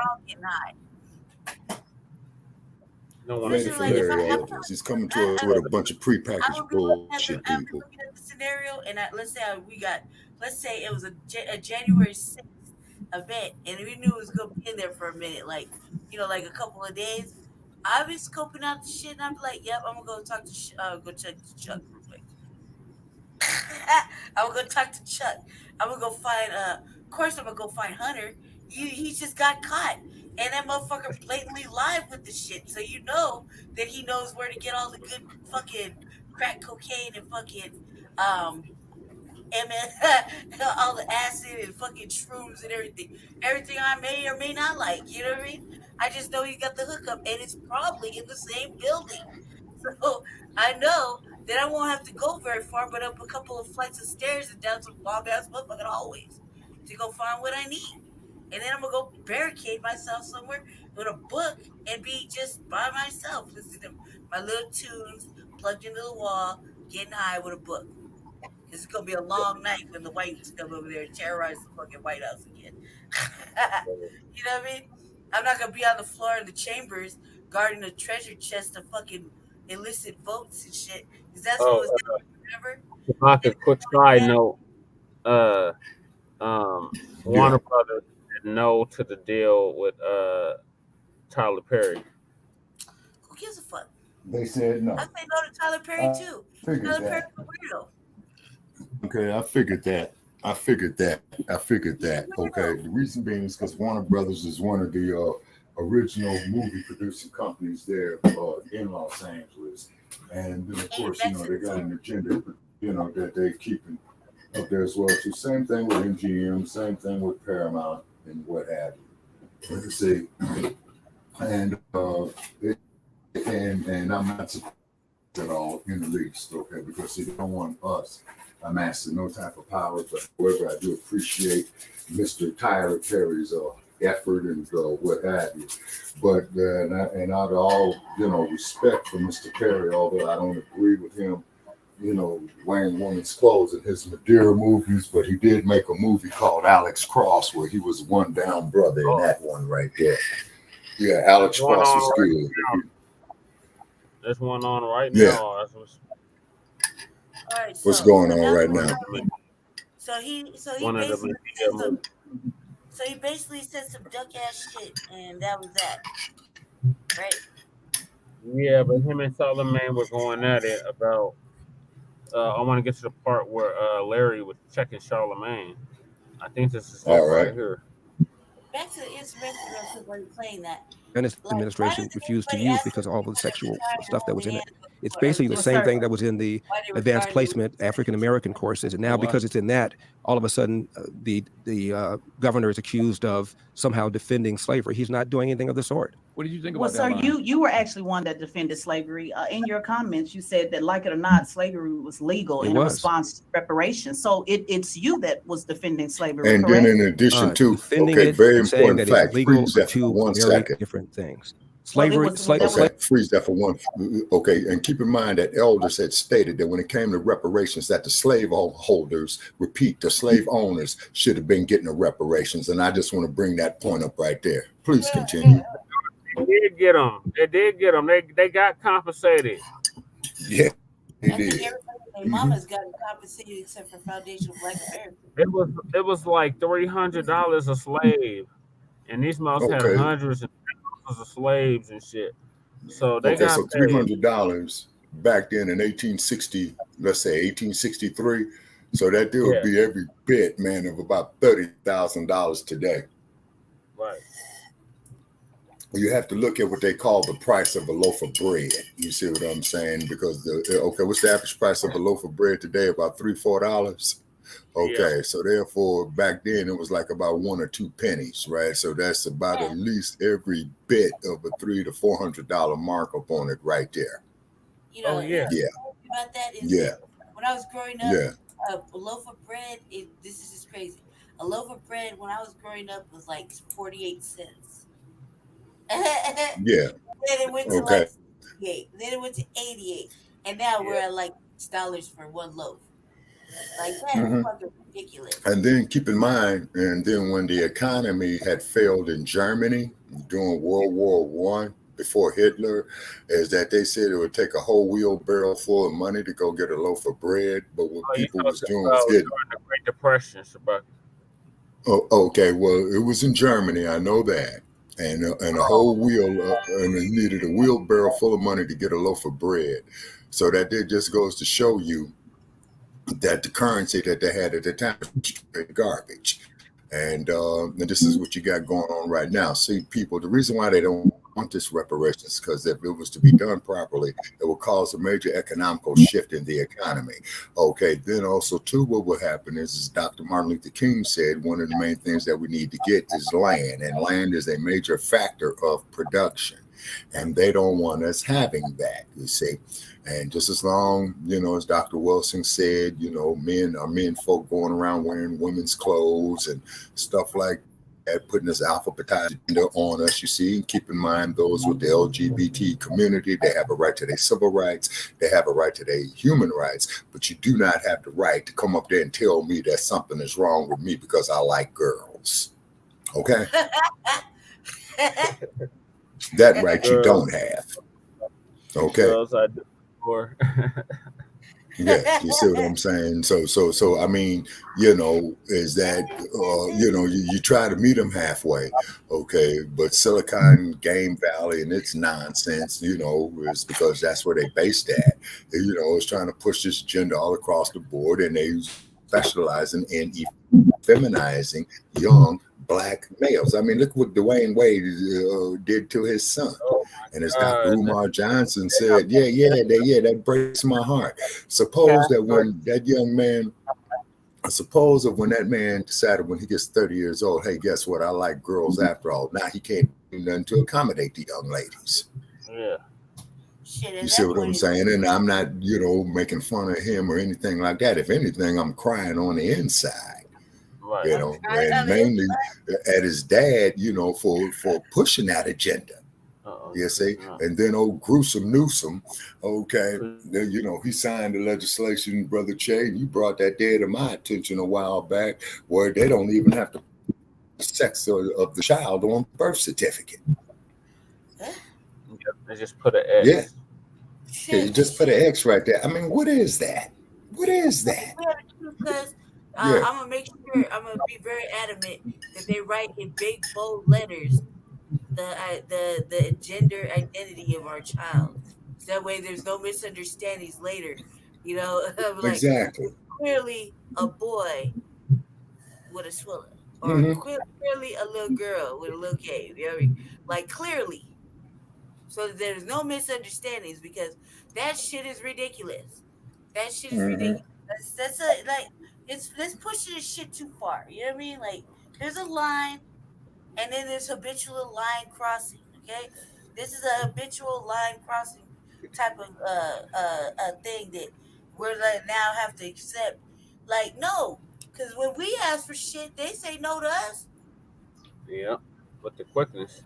With the quickness, and it's always no, no, no, no, no.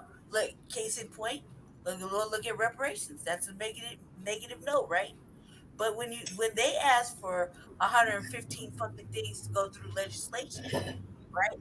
Like 28 of them will get passed in 1 month and just be covered underneath the rug, and they'll be acting like we're paying attention. Yeah. You see, that's crazy. You see, it really is crazy. In other words, what's happening is that insanity has become the norm, and sanity has become the abnormal. I've been saying that we're living in a life of fucking pure imagination and fucking actual fiction. Like, I mean, this the fact that I was watching one of those things that happened in California. I think it was in one of the school districts where the parents were Mhm. wilding out, and they were talking about Oh this yeah. little one in our school, woo, woo, woo, right? And I was thinking, I was like, they did a little interview with one of the parents talking about, they should be able to ask if they have two-parent households, you know, um, who the mother and father is and how they make a baby or some shit like that, right? And and I'm thinking to myself, you're just gonna go home and lie to your kid again? Because that's not how a Well, baby comes in the world. So now we're living in fictional oh, tales oh, in a world of imagination, and we're expected to you're right. fucking go through the motions and co-sign their fucking nonsense in a world of imagination in a fictional tale. Like, you know what I mean? I love reading books, but man, I like to read some books that have some truth to it too. So are you saying, Right. Lady, we're in a real live, never-ending story? Basically, in fiction, yeah. This is somebody's fucking fantasy imagination going haywire. Like, how is Yeah. this okay? How is this okay? And then when you think about the people, like for example, when certain factions say to real women, you're not the gatekeepers of menstruation, right? The moon cycle. Let's put it that way. I don't like saying that word. That word sounds Who's the right. gatekeeper? Right? They say you're not the gatekeeper of the moon cycle, right? And we're like, clutch our pearl moment, right? The audacity, right? And then we go in to say, well, neither are you, and you came from us, weirdo, right? Right? But we're wrong, and we get chastised, and then fucking shadow banned and called bigoted remarks, right? But in reality, we're on the right side of the coin, right? Our factions, all our brain is working correctly. Everything we're saying is truthful, right? It is right and exact, okay? Whereas the other side is living in a whole world in their own brain, in their own imagination, trying to pull the wool over our eyes and pull up and bamboozle us, right? Only to later on say, I changed my mind. I no longer feel this way. I have regret. Well, it's too late now, weirdo. Your world of imagination has caused a great amount of turmoil in the United States. And then you try Hmm. to go push that shit over in other countries, knowing goddamn well that they will kill motherfuckers for that type of shit. Yeah. You know what I mean? Look at Africa's like, hell no, we're not having none of that over here. Right? Yeah. Eastern countries already said, fuck no, that shit ain't happening over here. Ever. They barely let their women be remotely even a piece uncovered, let alone be moving around the city, without escorts and male family members and shit like that, right? And there's definitely Hmm. none of that same sex anything going on over there in the Middle Eastern countries. Let's look at Asia. Asia's kind of like halfway no. For the most part, no. Okay? So basically, Hmm. you're only allowed to do this weird shit in the United States, and we're subjected to eating it. Oh shit, cousins in the building. Al Jihad in the building. What's cracking like a Hey, cousin? All like, right. cuz, how you doing? All right. Always, always, Yeah, yeah, always. yeah. Okay. But see, but idiots like Elder, and yeah, elders, I'm calling you an idiot. Okay. Talking about he's from South Central LA and he lived way over there on the west side. Okay. So that Right. shows that he's a liar right there. Okay. Straight out. Okay. I mean, Elders, man, he wouldn't know where East or Western Avenue, man. Elders was way west off of Crenshaw. You know what I'm saying? I know the city of Los Angeles. I grew up there. Okay. And Elders look like they and like freedom. elders, see, elders is a puppet and Leo Terrell. Okay. It's because both these clowns have got up there and said that they had wanted to sue the state of California for giving black folks reparations or just even discussing it. And, what about all these other groups, this, that, there, the other? Now, you tell me, just like you told Joe Gibson, Brother Paris, okay, Yeah. show us in the United States where your people were brutalized. You see Right. Right. what I'm So, saying? Okay. so And you can't and you can't do it. of can't this do it. supposed He can't do it. brutalization. Right. Can't do Okay. it. And And show me where I the don't know why and show me where Joe the come on there when he knows me and Jesse are just gonna terrorize his ass. Like he should just know. He should just know that when he comes up there, he's meeting great opposition. And the oh yeah. audacity of a tether. A tether. Oh, Dad, he's Right? a tether So- anchor Yeah. baby. A tethered Yeah. we don't get reparations. That's what he said. I'm not gonna sign on reparations if I run for office. Why the fuck not? Yeah, you see, You get on stage, and then also too, you tethered anchor and then also too, white motherfuckers. Like for real, where do you get off saying no to that? And in a place that's predominantly black, that you're running for office. and then too, keep in mind is that want to give a shout out there to Dr. Truth Bay, who's running for Lieutenant Governor of California in 2026. Okay. And definitely wish that sister well. You know, from what I understand is that Dr. Bay is a lawyer. You know what I mean, and maybe she can, you know, use the power of that office, you know, to curtail all the police killings of black people in the state of California. And need to start having them, those cops doing some life sentences in the mainstream population. Yeah. You see? But okay, I got then to get to what coon ass elders has to say for Charlemagne. Oh, okay, all righty. Okay, let's see. I think I discovered. That was your response. Slavery, well, that was your response. That was your response into if reparations should should happen. So your response to that was, like it or not, slavery was legal, and one would think that that was a defense on those who were asking. Well, you would think it was a defense, but it is not a defense. Unfortunately, slavery has been part and parcel of human history from the very beginning. Asians enslaved Asians. Another whites, man, we don't black, care about Americans that. That's the biggest culture of lie Western ever told. civilization had a revulsion against when our people had the wars on the continent, okay, the losing nation was incorporated into the winning nation. This is how King Shaka built the Zulu Empire. Okay, then on top of that, they were adopted in. It wasn't you're dehumanized for generation after generation. Exactly. And they were not viewed upon as subhuman. You see what I'm saying? Okay, so therefore, elders right here, him, Leo Terrell, you know, other ass scratchers, Yasa bosses, and what have you. This is their selective amnesia that they have, and really, I feel sorry for them because actually, what they are exhibiting is hatred of self. They need to all go sit down there and look at a film. There was two versions of it. One was made in 1934.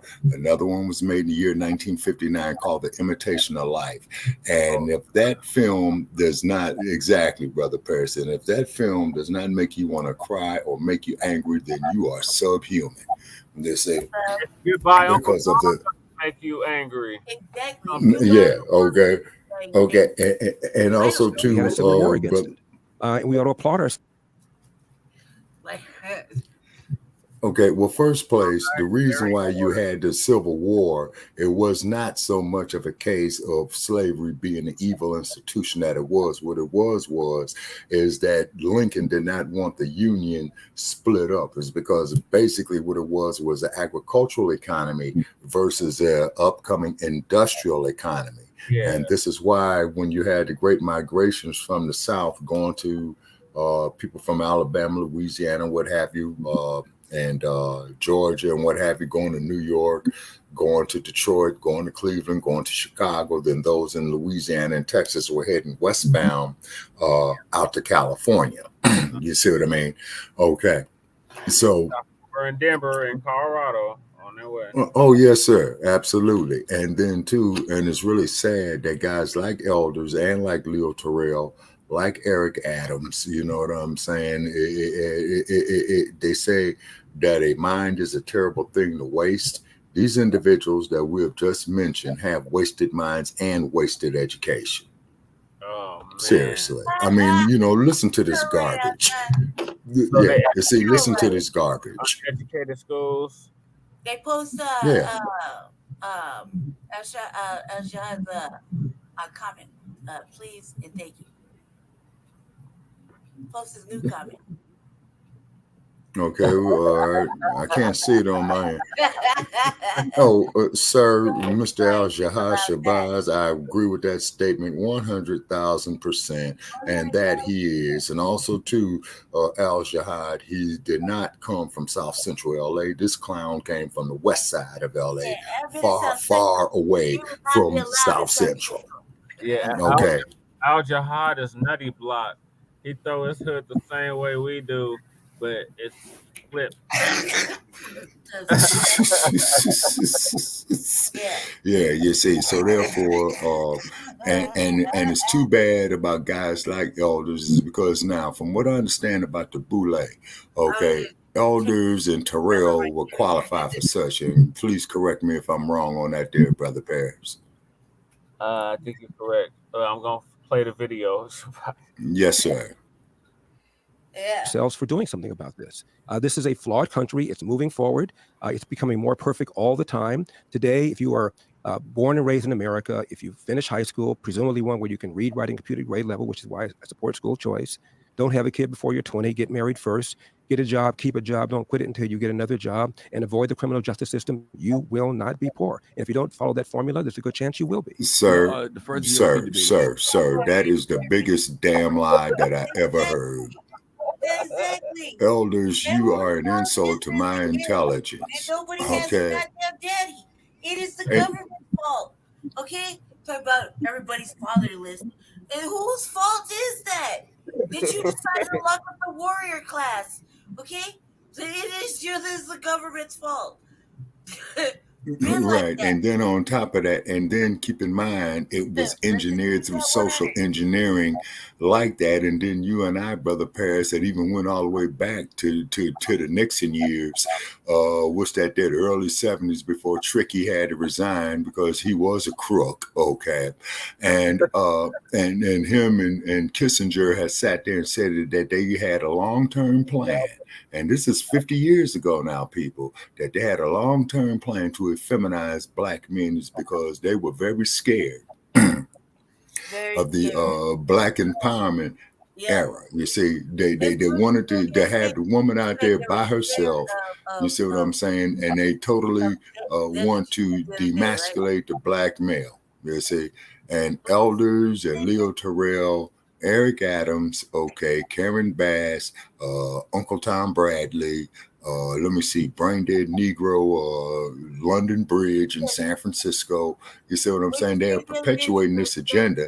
And the sad part about it is, folks, I don't even think these fools are aware of what they are perpetuating. And this makes this even more dangerous. You said what you say? You said they're scared of the black man's swiller or some shit like that. Yeah. Well, if you, he's like, they're just scared of the black man's dick. It's like that. Oh, I was talking about the great equalizer with the gun. Yeah, he said it's the great equalizer, cuz. I was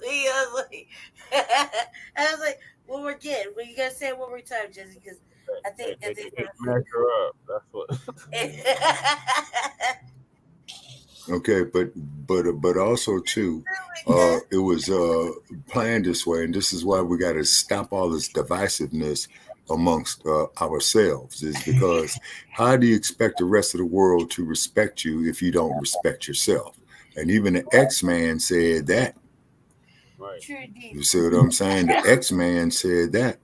You see what I mean? And then also too, let's look at the great sacrifice that Freddie D went through. You know, Frederick Douglass. You know what I'm saying? Because I got some books here now. Yeah, I got some books here. Ass elders before all that. Yeah. Let this fool go on and finish up what he's saying with his trick ass, man, so we can, continue.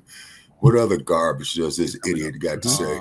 And you didn't qualify, and I saw you right. Well, you didn't say I've not yet qualified. It's not until August 21. Oh, okay. Well, I saw you write in the op-ed that the Republican National Committee has rigged the rules of the game by instituting a set of criteria that is onerous what is it? Onerous. Onerous. And Mhm. poorly I designed. mispronounced Tupac, so you mispronounced onerous. That's So we're even. You are really petty, man. And he said, and poorly designed that only establishment and billionaire candidates are guaranteed to be on stage. Explain to us why that system hurts people. Well, I ran for governor of California. I got 3.5 million votes. It seemed to me that made me credible. The RNC is requiring us. The fuck? 3.5 million people voted for this clown. Yeah, California has a population of let me see, I believe of 56 million. If I'm calling off the, just recalling off the top of my head, because California is the third most populous state in the United States, behind Texas and New York, I believe. 3-point-some million of y'all from home are Cooney. I think it's the most populous. That's a lot. California? Yeah. Okay. All right. Okay. Yeah, I think I'm it. ashamed and embarrassed, damn it. Yeah, I got the most delegates. They got like 55 delegates or something. Right. Yeah. And the electoral votes, yes. Yeah, California has the highest amount of the electoral votes in the presidential election. And this is why when they do have the presidential election, why it stays up all night, because they're waiting for the votes to be tallied up out of California. Yeah, it got to come off the West Coast. Yeah, exactly. It's because when the polls close at 8 p.m. on the Eastern Coast, it's still 5 p.m. in California, where the majority of the people are going to be doing their voting after they get off of work. And you see, so then that's why they go all the way up half the night. You see, waiting in on California. You see, and then guys like this guy Elders and his colleague Leo Terrell. I mean. Cali got 30 million. 30 million? 38 million. Okay, and the majority of the population in California would be Los Angeles, the Bay Area, Sacramento, San Diego, and Orange County. California got 40 million people. Okay, it's 40 million now. Some shit is lost in the sauce out there, man. Like, for real. Like, this just isn't right. It's the most populous state. That's why everybody there thinks that they're in their own country, in their own world. Yeah, right. California's a trip. I mean, after all, it produced this idiot Elders. Okay? Yeah. Same thing with Leo Terrell. I'm looking at home, like, I'm just shaking my head, like, there's a reason I haven't been home. I'm looking at it like, God, man, 3-point whatever is this out there cooning, and the rest of you's lost in the sauce. Hey, man, everything's all fucked up. No wonder. Motherfucker hasn't been home. To have 1% or 40,000 individual donors. In 2020, the DNC required you to have 1% or a certain number of donors for reasons that I don't quite understand. The RNC is requiring you to have both of them. One of the candidates in this race is a multimillionaire. He's offered a $20 gift certificate if you give $1. Another one is offering a free, air quotes, country western concert if you give $1. Another one is giving you a commission if you are a prospective donor to go out and get other prospective donors. It seems to me that corrupts the whole process. I'm doing it the old-fashioned way, Charlamagne. I'm asking people to support me and go to my website, larryelder.com, and give me at least $1. If I get $1 from 40,000 individuals, I will be up on that stage in Milwaukee. Wait a minute, what's this clown saying? Hold on a second. On, hold my beer. I'm going to go to this garbage. Go ahead. Wait a minute. Larry Elder. Talking about, so. LarryElder.com. Okay. Larry Elder for president. Okay. I feel like this is a bad. I made a mistake by even asking about this shit. Because this just only made us mad. Like, I needed some context. I didn't know what happened. I feel like I just, oops, my bad. Okay. All right. Okay. This clown, Elder, his name is Lawrence Allen Elder. He was born April 27th, 1952 in Los Angeles, California. Okay. He got his baccalaureate degrees from Brown University. Okay. He's got his Doctor of Jurisprudence degree from the University of Michigan. He is a Republican. And he has an unnamed spouse in which he was divorced in 1994. And this clown is a radio show host, a writer, and an attorney. Okay. Now. What are your bitch's name? Oh my God, he has a show, cuz. Yeah. Yeah, he does. Okay, and let's see if there's a phone number to this client. Okay, let me see here. He's got the Larry Elder show, hour-long show. Trying to see if this dude has a show that you can call in. Okay.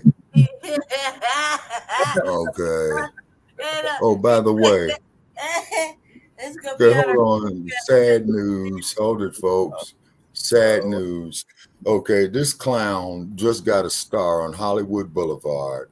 Okay, so I'm gonna make it a point to take me a little dog with me the next time I go up there to Hollywood Boulevard and have the dog piss and shit on Larry Elder's star. Like they did Donald Trump. And that there's a good doggy that did that. Okay, it's because this individual is what I call, now this is my opinion now, this is an educated fool. Plus, we already caught Elder in a lie already, talking about that he's from South Central LA, where in actuality, Elder's from the west side of Los Angeles in the Crenshaw District. And keep in mind, the Crenshaw District, View Park, and Windsor Hills, that there, was kind of like the Black Beverly Hills. It's because over on that side of town, you had a lot of Black entertainers who was over there. Tina Turner was some of them that lived up there in the Baldwin Hills. Radio show hosts, upcoming actors, as well too. Cali got 40,223,504 people. Okay. All righty. Okay. All right. And the city of Los Angeles is 458 square miles wide. It's the largest city in the world area-wise. Okay. And of course, I'm sorry? It's larger than Tokyo? Yes, sir. I think Tokyo has the most population in the world, but area-wise is larger than Tokyo. Wow. Mm-hmm. Let's see. All right, I'm going to play the video, son. Yes. I would say it's unfair. It seems to me this early, the voters ought to decide this. I mean, in 2016, there were 17 or 18 Republican candidates. Now there's 13. Somehow, some way, our republic survived, and we could survive with 13 candidates. I don't know why they have all this rule to eliminate certain people at this point. But rather than those systems can hold you back no matter how hard you work, right? I'm going to say, but rather than whine about it, my goal is to get on as many shows as I can, like yours. Urge people to go to LarryElder.com, give at least $1, even if you want somebody else. Don't you think it's wise for us to talk about the epidemic of fatherlessness, the lie that America remains systemically racist, and the need for school choice? 13 public high schools in Baltimore, 0% of the kids can do math at grade level. Are you kidding me? 53 public high schools in Chicago, 0% of the kids can do math at grade level. Meanwhile, the Democratic Party is opposed to school choice, while the party elites, whether it's Barack Obama or Gavin Newsom or Joe Biden, have their own kids in private school. It is wrong, and we need to talk about that. Remember, I'm not going to integrate my kids into all the of jungle. this is their fault. The fucking way father, why ain't nobody got no goddamn daddies? Because they wanted to lock everybody up over fucking stupid shit. And then why your kid can't read, you got complacently fucking lazy is because you allowed that shit to happen during fucking COVID. And after COVID, and even blame COVID for your kid being fucking lazy and not wanting to read a book. That's your fault. That is all the fucking government's fault for just being easy on shit and got overdiagnosing motherfuckers, and everybody got a mental issue when really you're just fucking lazy. You don't want to pick up a motherfucking book. You don't want to do your Larry fucking Elder, why would somebody from our community vote for you? Or why? That's them. That's all them. Talk about systemic fucking issues, systemic racism. Again, that's the government. Fucking fatherlessness, that's the government. Your kid don't know how to do math and read, that's your government fucking being lazy and easy on fucking shit, over diagnosing and fucking medicating motherfuckers to raise money for big pharma and whatever else. That's them. Shabaka, Tokyo is the same size as Los Angeles County. Okay. All right. And then, of course, Los Angeles County is bigger than the city of LA, obviously. Okay. All righty. Okay. And like, if in all actuality, I don't even know what the discussion is about, because if we're going to tell the truth, then we better tell the truth all the way. It's their fault. But they don't have that discussion. They just want to keep running with this bullshit ass narrative. Right. But I was trying to get to the point where You feed into elders the are checking You're just as fucking Charlemagne. complicit. I think it's coming up. Going. Should they vote for you? Why should a Black person vote for you? Because I'm telling the truth, and the truth oftentimes is unpleasant. It's not pleasant for me to be called the black face of white supremacy, as the LA Times did. It's not pleasant for me to be accused of being. You are, elders. That's exactly what you are. That is exactly what you are, elders. And not once, Larry Elders, have I seen you file any legal paperwork against the Los Angeles Police Department for killing unarmed Black people. Your colleague, Johnny Cochran, did. He took a whole lot of cases pro bono. And I got a hell of a lot more respect for Johnny Cochran than you, elders. You know what I'm saying? And just like Al Jihad says right here, quote unquote, that nigga Larry Elders is a bitch ass coon. Yeah, I agree with that statement. Yeah. All day. Yep. Yes, sir. You're right about that, Al Jihad, all day. He's not Facts. the only one. Yes, sir. The face of white supremacy. We got him in every state, every city, every town. Okay, in every part that's of the sad. government, every big fucking agency. You're not the only one. You're not alone out there, Larry Elders. You are not alone. There's many souls there with you. You're not alone.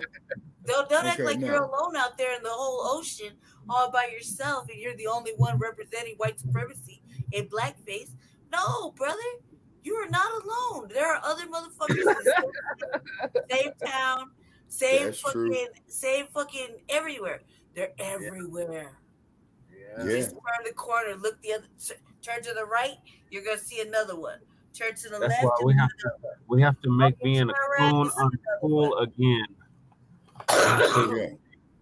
Being a turncoat, a sellout. He said it like he was offended. He'd been doing this shit for decades. Why would he had to clutch his?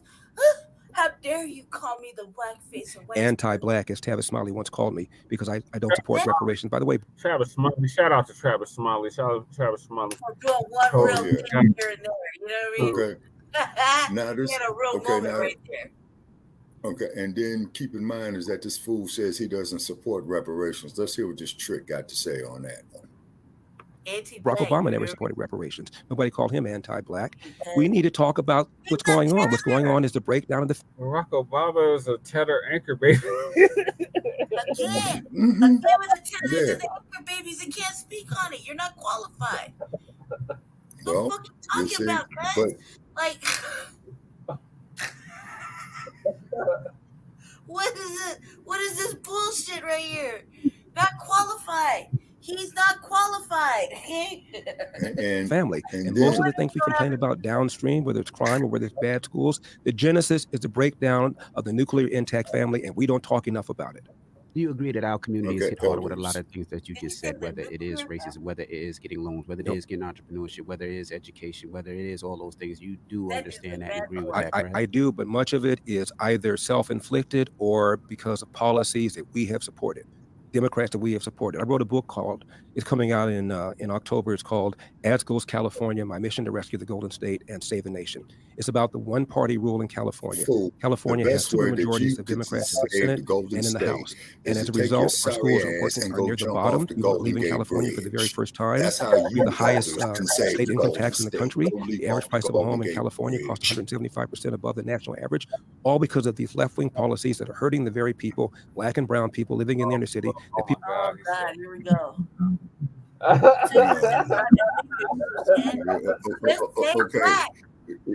Okay, you see, once again. Okay, see, and he's not saying nothing about self-sufficiency. You see, he's not saying nothing about self-sufficiency. Okay, we could put our own selves to work. We got to change said black man and woman of what we do to ourselves. This guy will lead us straight down the toilet. He really will. This fool will sit up here and he will do. If he becomes governor, I will not be surprised if he will not be the one to give the executive order in California is to go into all the inner cities and put our people out there in the middle of San Bernardino County and turn off the water. All right, I'm gonna let it play. I gotta go grab something to eat real quick. Yeah, we'll hold it down. People on the left claim that they care about. Do you think slavery was self-inflicted, or do you think Jim Crow segregation was self-inflicted, or do you think, slavery was self-inflicted?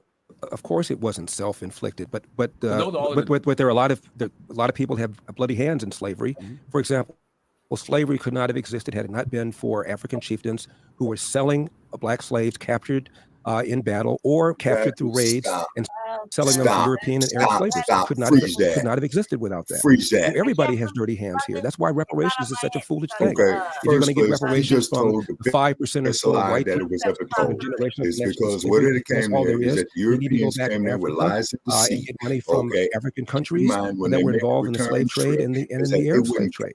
And by the way, the Arab slave trade was even worse than the European slave trade. Now, all 9% rate of attrition, often making men and women walk on barefoot across the Sahara, and the men were castrated.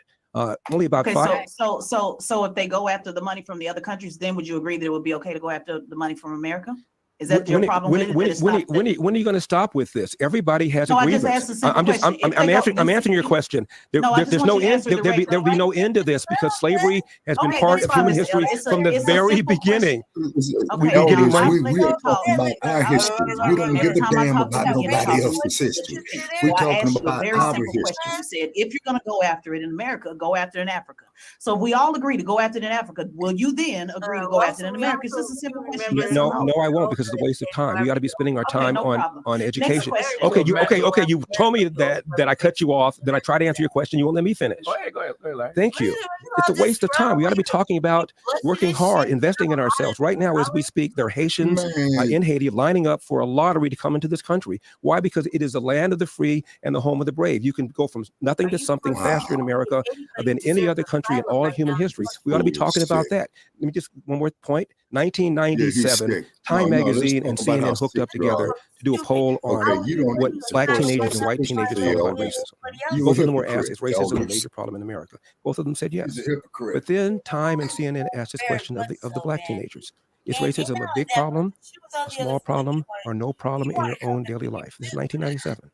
89% of them said small problem or no problem in my own daily life. In fact, twice as many blacks said failure to take advantage of available opportunities is a bigger problem than racism. That was 1997. 1997. Look it up. It's 2023 though.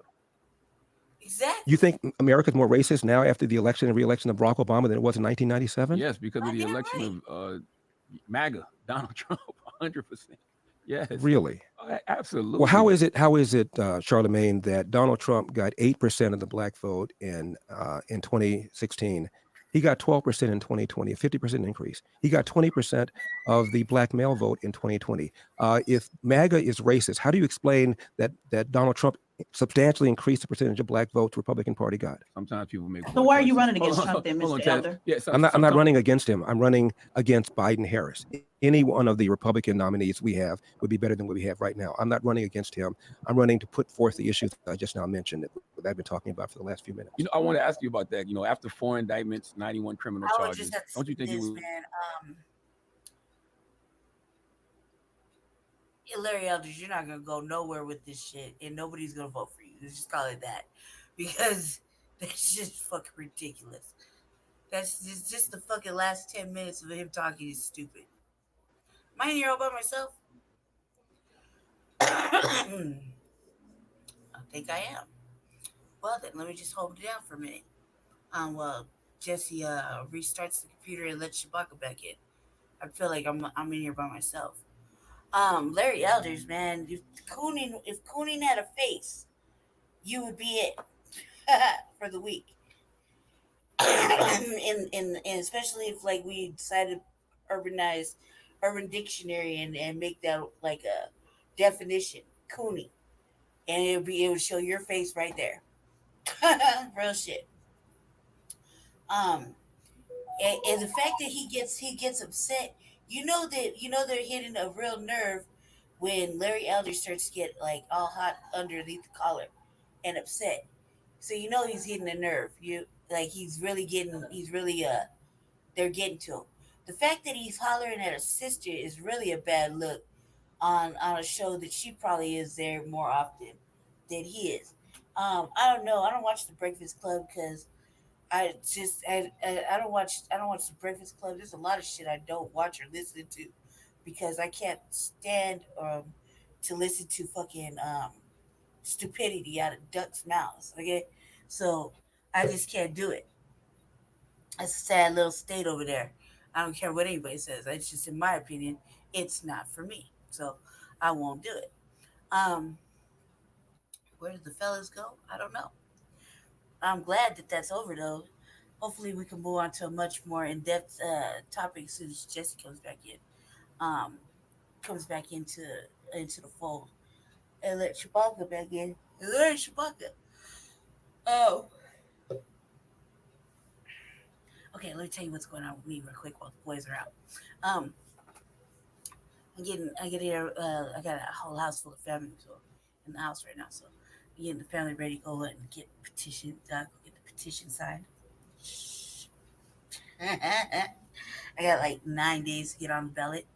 Um, which you would think is like not a lot of time, but in when you only have to get 100 signatures, that's like less than a weekend's worth of work. So it's not. It's if you're motivated and you're really serious, it's what is that noise?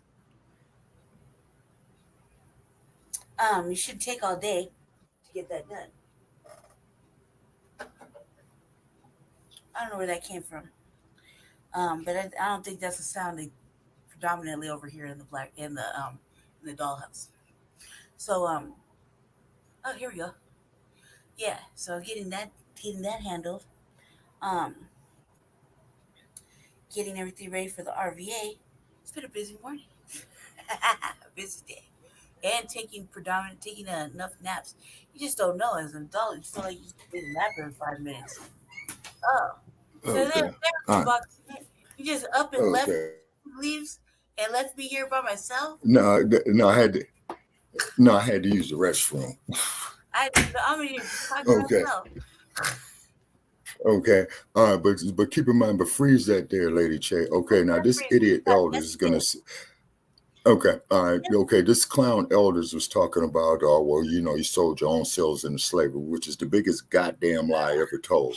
Okay, it's because we. It was like a handful of times, and it wasn't always us. And No, basically, got us.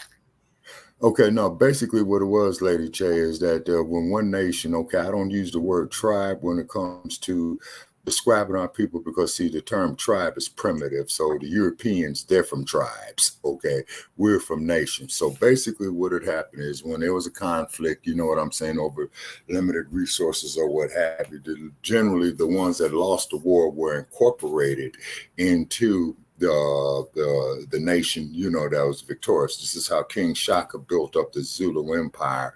This is also too, I believe, and I'm going to research it more, of how Mansa Musa helped build up the Songhai Empire. But as far as those Romans are concerned, the Greeks is concerned, that don't concern us. That don't have nothing to do with us. It's because they didn't know how to bathe at the time when we were building pyramids, when we was giving the world the concept of navigation and geometry and all that. See, so therefore, what this idiot Elders is talking about is a bunch of prepackaged bullshit. Okay, it's quite obvious that this man hates himself. Okay, and I really feel sorry for him. Okay, but he might not be aware that he has the disease. Okay. It is a disease, and he might not be aware of it. And the sad part about it is he's got all this education right here. And I do know the word is education. But he's not doing nothing to upgrade the Black community. What he's doing, if anything, is to tear it down. That was the biggest lie that he told right there. See, that's that Joe Gibson bullshit. Okay. And then keep in mind, okay, and then the part, to tell him off. Okay, and then the part that they don't want to recognize, okay, is that the ones who did the quote unquote selling, they were captured as well too when they got to Goree Island. And check out, our episode of Journey to Ghana from a few years ago on that, on Shabaka's Blacc experience, and that's where we did exhibit that. You'll say, and it's very sad. The elements of the Ma'afa, as Dr. Marimba Ani talks about, a disaster so bad it's beyond description. And fools like elders, prove her point to the utmost. You see what I'm saying? He really does. But however, you have to be careful. Hold on, Shabaka. Jesse. Okay. Put down your food, man, and change the topic, because we got like less than 30 minutes before TBA comes on. MAGA, Donald Trump, 100%. Yes. Really? Absolutely. Well, how is it, Charlemagne, that Donald Trump got 8% of the black vote in 2016? He got 12% in 2020, a 50% increase. He got 20% of the black male vote in 2020. If MAGA is racist, how do you explain that Donald Trump substantially increased the percentage of black votes the Republican Party got? Sometimes people make. So why are you running against Trump then, Mr. Elder? I'm not running against him. I'm running against Biden Harris. Any one of the Republican nominees we have would be better than what we have right now. I'm not running against him. I'm running to put forth the issues I just now mentioned that I've been talking about for the last few minutes. I want to ask you about that. After 4 indictments, 91 criminal charges, don't you think it would behoove the Republican Party to move on from Donald Trump? I think that the voters in the primary will make that decision. What do you think? I have no problem with I thought Donald Trump did an extraordinary job as president, especially for black people. Best economy ever. He did something about the borders. The people that are most hurt because of porous borders are black people living in the inner city, because most of the illegal aliens have little or no education. They end up living in the inner city. They compete against black people with high school or less for jobs. Mm-hmm. There are about 1 million fewer black people working than who would otherwise be working if it weren't for illegal alien labor. And illegal alien labor, according to a study done by the Civil Rights Commission, puts downward pressure to the tune of almost $2,000 per year on the salaries of black people living in the inner city. And Donald Trump gave us the most secure border we ever had. He also supported school choice. He also did the First Step Act, which allowed about 5,000 mostly black men with long criminal sentences, nonviolent, to have their sentences reduced an average of 70 months per. He pardoned Jack Johnson, the first black heavyweight champion. Even Barack Obama didn't do that. Yeah, he did an extraordinary job for black people. I think you're innocent until proven guilty, but I feel like President Biden had 4 indictments, 91 criminal charges. President Obama had 4 indictments, 91 criminal charges. Y'all would be telling them that they need to step aside and they shouldn't be running. Well, I wouldn't vote for Barack Obama or for Joe Biden in any case, no matter whether he had indictments or no indictments. I don't vote for tax spend, regulate liberals. You're a conservative, right? Obviously. No question. What initially made you gravitate towards being a conservative? I think it was my father. My father was a lifelong Republican, and my father always told my brothers and me the following: Democrats want to give you something for nothing. When you try and get something for nothing, you almost always end up getting nothing for something. And my dad, I told you about his background. He told my brothers and me that hard work wins. You get out of life what you put into it. You cannot control the outcome, Larry, but you are 100% in control of the effort. Before you moan or groan about what somebody did or said to you, go to the nearest mirror, look at it, and ask yourself, what could I have done to change the outcome? And finally, Charlemagne, my dad told my brothers and me this: no matter how hard you work, how good you are, sooner or later, bad stuff is going to happen to you. How you deal with those bad things will tell your mother and me if we raised a man. I wrote a book about my father's life. It's called Dear Father, Dear Son, 2 Lives, 8 Hours. It's about an 8-hour conversation. This dude is brainwashed. Beginning of the conversation, I thought my dad was harsh. Okay. He spanked us too often. We had a belt in those days from the South. Here later. Okay. All right. But okay. All right. What it is. Okay. All right. Okay. Yeah. So we need to get off this dude. Don't vote for him. He's bad news. He hates himself.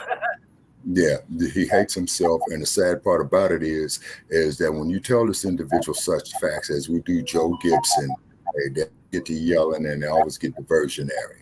You see. And also too, Brother Che, please make a note is that we want to have a show dealing with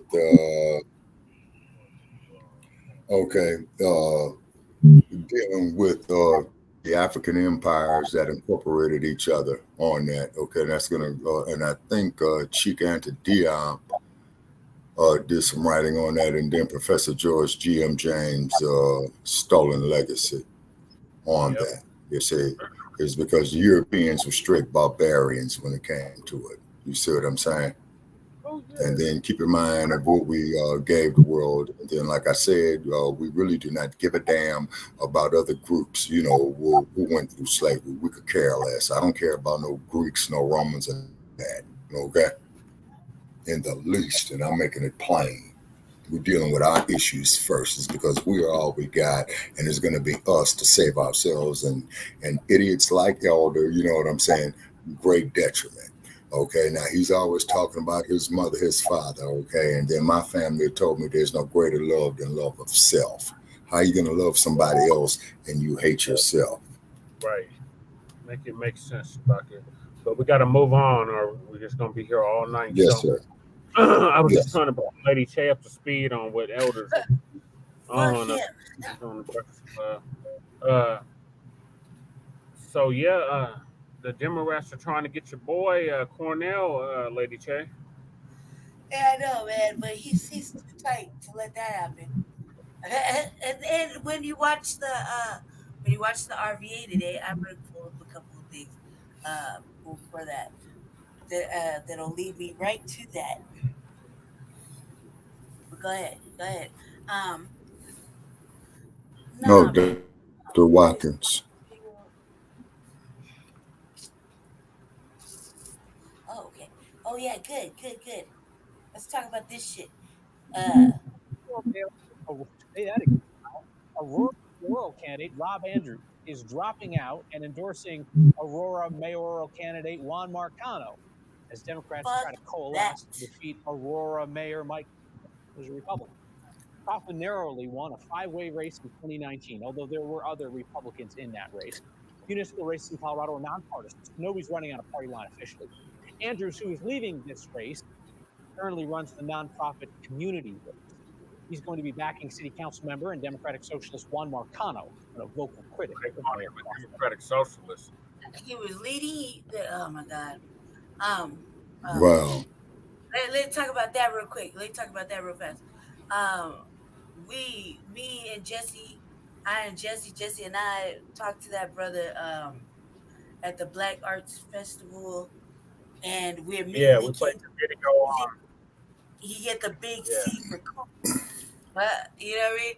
The big C for cool. Okay. And we decided that initially upon first discussion with him uh,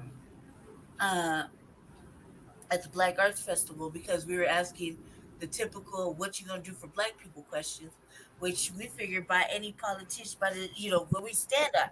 When we're asking about tangibles, we're asking about tangibles like specifically for foundational Black Americans, et cetera, et cetera, et cetera, in the city of Aurora. Um, and then like we showed the video on Frontline Black News. We don't need to go over that again. But it was a very heavy conversation. As he had man is for everybody, and he's not specifically for FBA. So or Black people. Period. It didn't seem like he's like, well, uh, we got to do for everybody type. And so we had What initially, as happened soon to? as he walked away, we initially gave each other the look and devoted ourselves to say that dude get the big C on it. You know what I mean? Um, I was not. I was like, dude. I was like, especially when you got a motherfucker like me running too for city council at large, you would think you'd want to talk to me, Right. especially. That's another thing. Y'all motherfuckers are sleeping on me. That's good. Keep sleeping on me. Keep going. Keep go night night. Go night night. So we continue to do what I do. Okay, just go sleep. Just shh. You're not even You're not even watching the swoop in. Okay, that's all right. It's all right. Just go ahead. But you would think that you motherfucking pretty little duck politicians would want to talk to me. You would think that you'd want to figure it out real soon before you start to see me in all your town hall meetings and debates and shit in your little forums, and you start seeing me come up from the backside on the track. You might want to just actually pull over and just like, let's see what Brandy Marie Majors is talking about, and then get your A game together, because strategically this is dangerous. I'm like Cornell West. And like a female version of Eric Mays wrapped into one. You Yeah. might want to pull this motherfucking train over and get your shit together. Because like him endorsing Juan Mercado, that so Juan Mercado like, look, cuz we ain't even friends. So I'm gonna just keep it 100. You's a line tower. And you see, they called him a democratic socialist. Right. And you're only gonna do for, again, this is you doing for your people, and nobody does Oh, anything for the black Michael's people in calling. Aurora. Hold it down. Who? Michael Ford out of Cali. He calling Long Beach. Oh, okay. All right, so yeah, can you roll to the next thing at least? Since you're gonna be on the phone. Okay, so yeah, It's the next shout out thing. to Jay Militant who's on the screen for no Live reason. on Nipsey Hussle. See that? Okay, I got a comment. Just interrupting that. I don't mean to interrupt. Okay, I just got word here that a 5.1 earthquake has hit Southern California. I think that's what he's just calling about. Michael just called. Yeah. Okay, yeah, if you can get him on the phone, yeah, that'd be real good. Well, keep rolling because we're about to miss a podcast diet of TBA. So let's keep. Man, I can't run shit over here. I can't show comments. I can't do shit. You've hobbled me, sir. You have done the front line a complete total disservice. Good evening, Black Power. Now we gotta listen to the phone call. Keep the show moving. Next All right. Please ask him, man. You know, did the earthquake did hit Southern California? Okay, and ask him if he can give us some feedback on it as well too. Yeah. If he could hit us there in the comments section, okay, it's because if a 5.1 earthquake hit Southern California in the midst of this flood, okay, that could be very tragic. Okay, a 5.1 earthquake, okay, it can, cause some type of damage. Okay, but the main ones that cause the most damage is like when it gets 6.5 or higher. So it definitely woke him up. Call me about it's unrelated, but yeah, he didn't even say nothing about the earthquake. You said there was a 5.1 earthquake in California. Obviously. Hello? Yeah. Well, yeah, Jesse. I mean, well, while we're talking about that, can you put it on the next topic? I mean, we can do two things at the same time. That's what we usually do. It is on the next topic. What is this topic? It's Jay Militant. What are we talking about? Nipsey. Okay, man.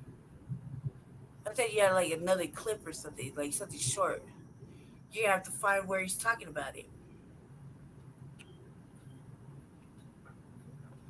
You know we're gonna miss TBA, right? It wouldn't be the first time. And you're just pushing my shit back like extra We live. We live. It's already a little late, y'all, but here we go.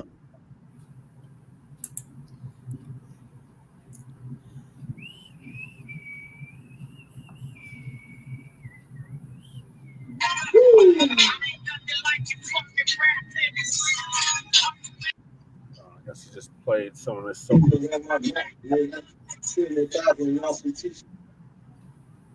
switch cars up and double back. You a funny cat. You ain't made 100 because they hit your ass up like where you from? But they call you where you from, nigga. In my city, that's question number one, nigga. What up, Lo? The legend I become, nigga. I can help us fill up. Yeah, so you know how we always say this is gonna take a marathon, not a sprint, or this is gonna be a marathon, not a sprint.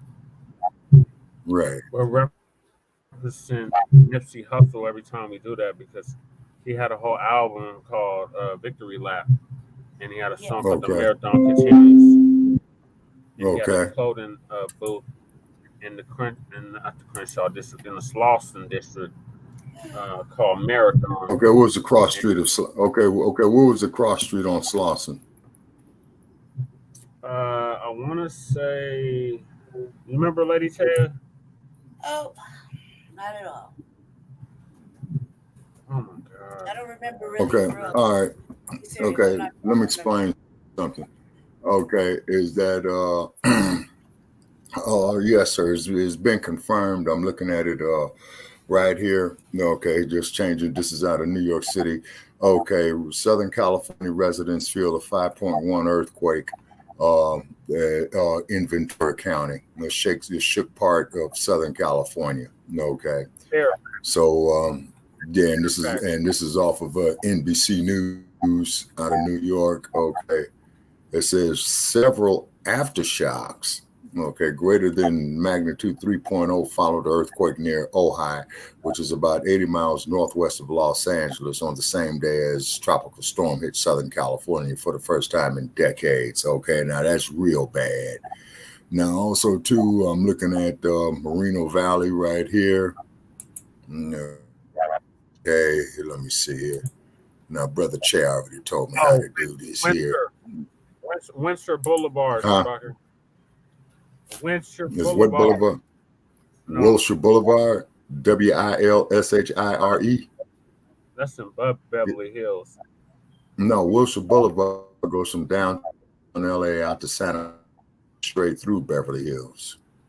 Yeah, but this one is in Beverly Hills. The earthquake. No. The marathon. Oh. Okay, so wait a minute. They're running a marathon. No, it's a restaurant or a clothing. It's a whole strip mall that Nipsey Hussle owned. Oh, okay. And it was on Wilshire Boulevard. Okay, what was the cross street? Off of Slauson. But you had asked me what the cross street is. Right, because Wilshire and Slauson run parallel.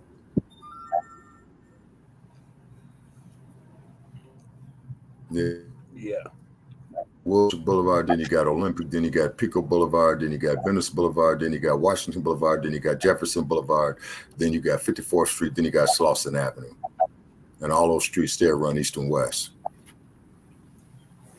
Correct. You know your town. Yeah. And then, yeah, it is confirmed is that the earthquake was right by Oxnard and Santa Barbara. Okay. Yeah. And earthquake hit at 2:41 p.m. So basically it hit about 2 hours ago. Now this is really bad. Yeah. Okay, but that was in Ventura County. Okay. And of course, you know who's buried in Ventura County.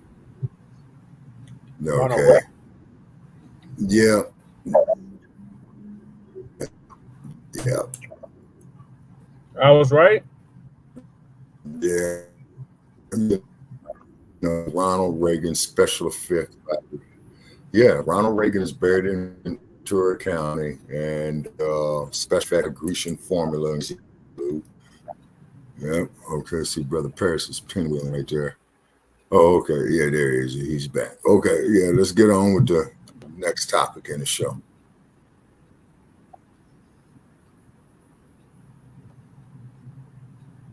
Yeah.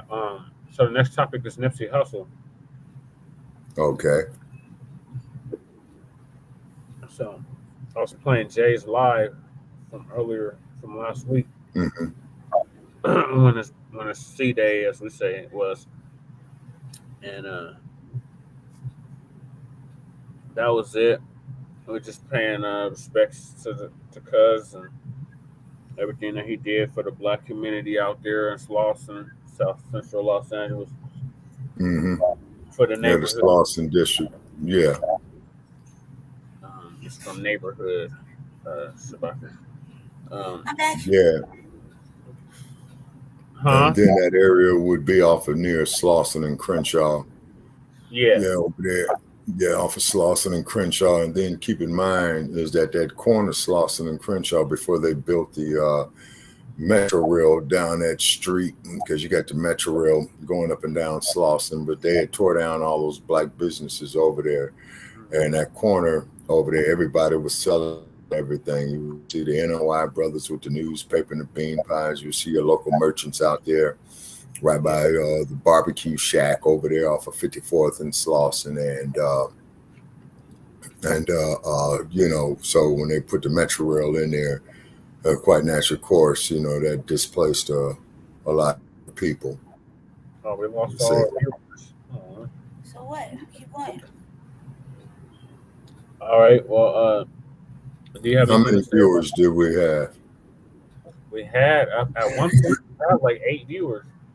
Go ahead. Oh, okay.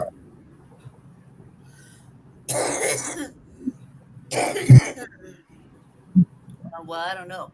I don't know what to say. So what are we talking about now? Nipsey Hussle. Oh man, I left. I went to the restroom. I don't know. I thought you were over with. I thought it was done already. Done. Rest in CIP. Yeah, that's all I gotta say. Hey, really, Jesse? Like, what do you want me to say? The marathon continues. Right, CIP. All right. So the next topic is NAACP supporting Black-owned Jumbo's Bar and Grill in Lakewood. Yeah, let's talk about that. For experiencing racism, okay, and in a fight to keep their liquor license. Okay. Yeah, it's heavy shit about that. All right. Here we go. A Lakewood bar is at the center of a viral video on social media, and in it, the owner of Jumbo's Bar and Grill is seen being served with a citation from county health officials, accompanied by several Lakewood police officers. Now, the Rocky Mountain NAACP is getting involved. Fox 31's Rogelio Mares joins us in studio with the brand new details tonight. Yeah, Kim, this is a complex story, but at its center is a business facing down allegations from the city of Lakewood. Back in June, it was forced to shut down part of its operation, particularly its liquor license, losing out on lots of business. Now, the NAACP wants answers why a Black-owned business is in this position in the first place. You should be protecting your small businesses. You should be encouraging small businesses to thrive. Portia Prescott, president of the Rocky Mountain NAACP, is at Jumbo's Bar and Grill on West Colfax in Lakewood. Anyone knows what happens in crime on Colfax, and it's not because of a Black-owned business. She's here because of a video that circulated on social media. In it, the owner of the bar is being served a citation by Jefferson County health officials, and at their side, several Lakewood police officers. Anytime you bring 4 to 6 police officers to simply tell someone, we're here to inspect you, or we're here to tell you you cannot operate, that is an intimidation factor. Lakewood PD told Fox 31 they will accompany any public official who requests their presence, and this isn't unusual. Police say a previous incident at the bar warranted more police for another visit to Jumbo's, a claim the owners dispute. All of it centered on allegations by the city that led to their liquor license being suspended. Allegations include serving minors, serving people after hours, and serving people who are intoxicated, among others. Part of the reason, the city said, concerns for the safety in the surrounding neighborhood. These owners were blamed for that violence. They need to be protected. They don't need to be blamed. One city leader, Councilwoman Anita Springsteen, says the city's allegations are unfounded. I've read through the allegations from the city, and I did not see specific circumstances where people from this establishment were causing gun violence that you don't see anywhere else on West Colfax. The city of Lakewood lists a number of incidents around or near the bar dating back to last summer it says contribute to its reputation as a dangerous spot. How much business did y'all lose? Oh, we lost a lot of business. Jumbo's had to stop serving alcohol just before the NBA Finals. Bottom line, the owners just want to run their business. The resolution is to allow me to run my business, make a living without being harassed. I just want the city to work with me instead of against me.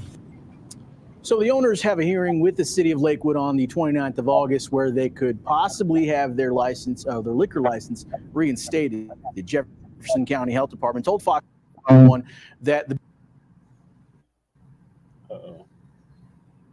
Hello? compliance to serve food, which they do out of their food trucks and through their catering service. In studio, Rogelio Matas, Fox 31. Bullshit to shut down a black-owned business. That's all. That's all. See, they don't want us doing. If you're not already.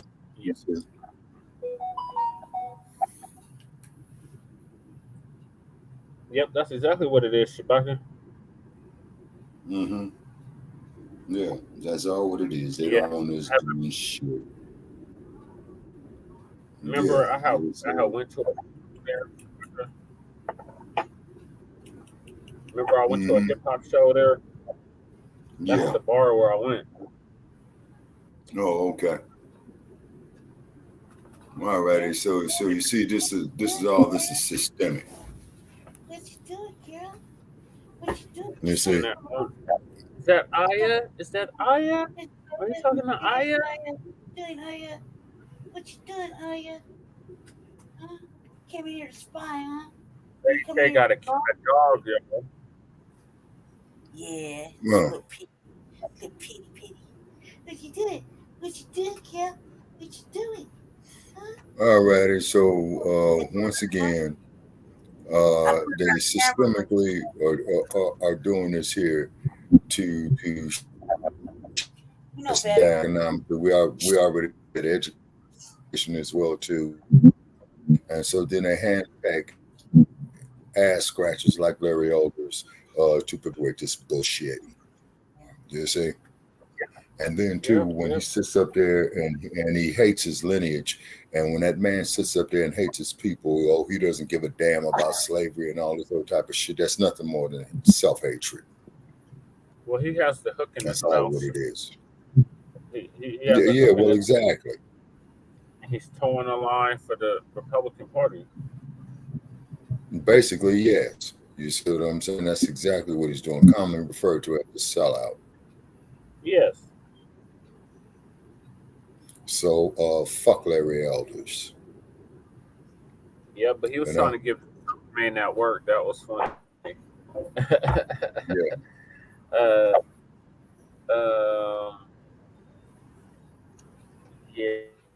Yeah.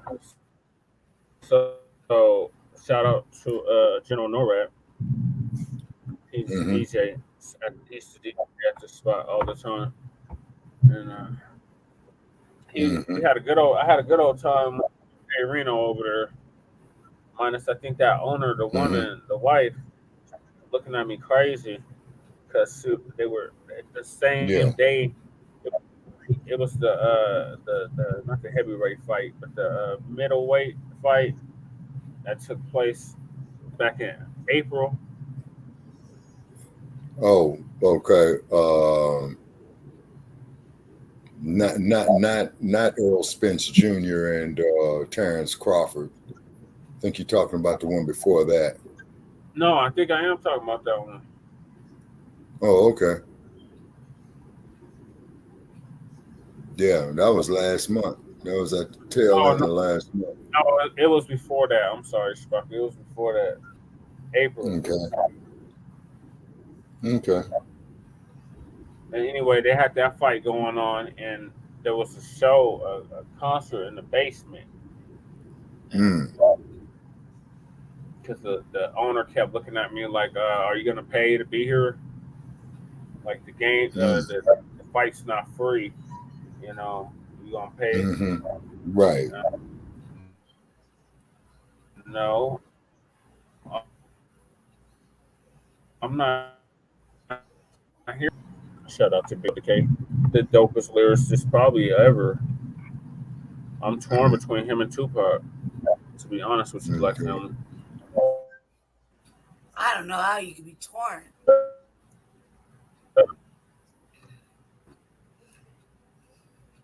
I persist. Lakewood has always been racist as hell. I wouldn't be surprised if it was a sundown town. Yeah, probably stay is. out there meeting. Probably is. Nice place to visit. I just don't.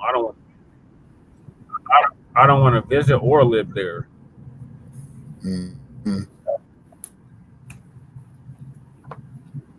Yeah. So yeah, Lady Shay, do you have anything to add about this? About what? Oh, about jumbos? Yeah. Yeah, we did that. We did that. That was a lot of hard work and effort to get them to take notice. Now And Jeff Hard, the mainstream media is taking hold of it. yeah, after we did the work. You know what I mean? Yeah, we got that council. Yeah. Okay. We got that councilwoman to even look into it. She's a lawyer too. Right. So that like I said, it always happens that way. Like Jesse and I will go and do the hard lifting of certain And fucking they things. took over the city And council then meeting. everybody will take over and act like it was them, not ever giving the credit that it was I or I Jesse or whatever you want to say that fucking did the work and was supportive of the situation and really did the behind the scenes shit. You know what I mean? Yeah, so But the I'm same day. thankful though. They thanked us. Yeah, the same day that your petitions are due is the same day that they have in court about the liquor license. How convenient. Which is August 29th. Oh, that's bad. Isn't there some historical significance around August 29th, right? Yes.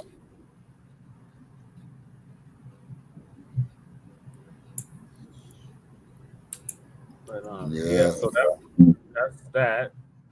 So we're rooting for the Blacc family, the Blacc owners, and this is blatant white supremacy by the city of Lakewood, and they should be compensated for such and a license. Yeah. I'm glad they thanked us. Huh? Yeah. I said I'm glad they thanked us though. You glad? Yeah. Well, that's all that matters. Yeah, that's all that matters. You know, that made me feel like finally, you know, that I always feel like, man, no good deed goes unpunished, and not only that, but every time we do something, it's always met with some sort of fucking ugliness later. You know what I mean? And this is the one time that I actually felt good about it. We're not clout chasing. We're not doing this just to look good. We're doing it because it's the right thing to do. It's the right thing to do. Right. And that's you know, the Jumbo family and General family right there, man. Yeah, that's family right there. So yeah, they're not going to do our family dirty. Not on our watch. Oh hell yeah, no. we're not gonna do that. Yeah, not on our watch. So goddamn right we did the right thing to do. But see what the difference between Team Paris and everybody else is everybody wanna be in front of the motherfucking camera. And Team Paris is happily content not being behind the camera. Not being in front of the camera. Low, so you can't see our eyes. So shout out to Professor Blacc Truth. They trying to go at our boy Reggie, the chairman of Alabama. Is facing charges in the What Alabama kind of charges? Disorderly conduct and some other shit. Professor Blacc Truth's gonna break it all down though.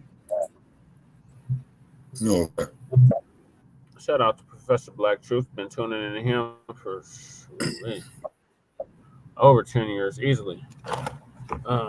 He was my then also to go ahead.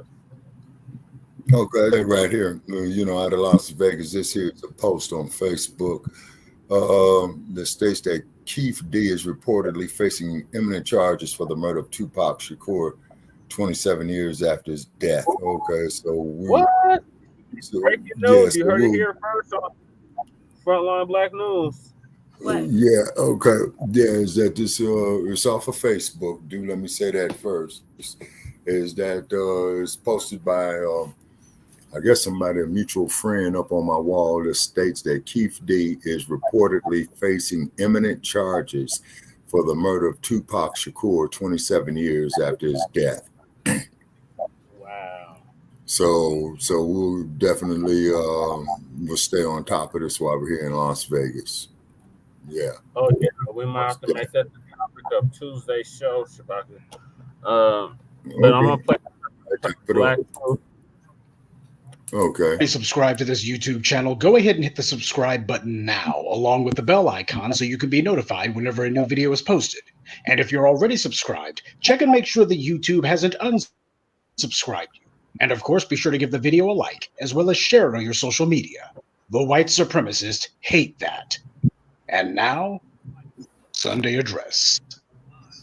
We know what happened with the Riverside reckoning that happened. And this is the white supremacist retaliation that a lot of the voices of new black media have told you about. We see Alabama's chairman of the board who is being targeted by the racist crooks down there. The white racists who attacked that dock worker in Alabama were only charged with mere misdemeanors. This for things that were just flat out assaults, things that were clearly at the very least were second degree, in other words, felonies. But the DA, a good old white supremacist named Daryl Bailey, is the chief law enforcement crook down there. The police chief and the mayor are supposed to be black, but as we've already told you in new black media, they're just suck-ups to team white supremacy.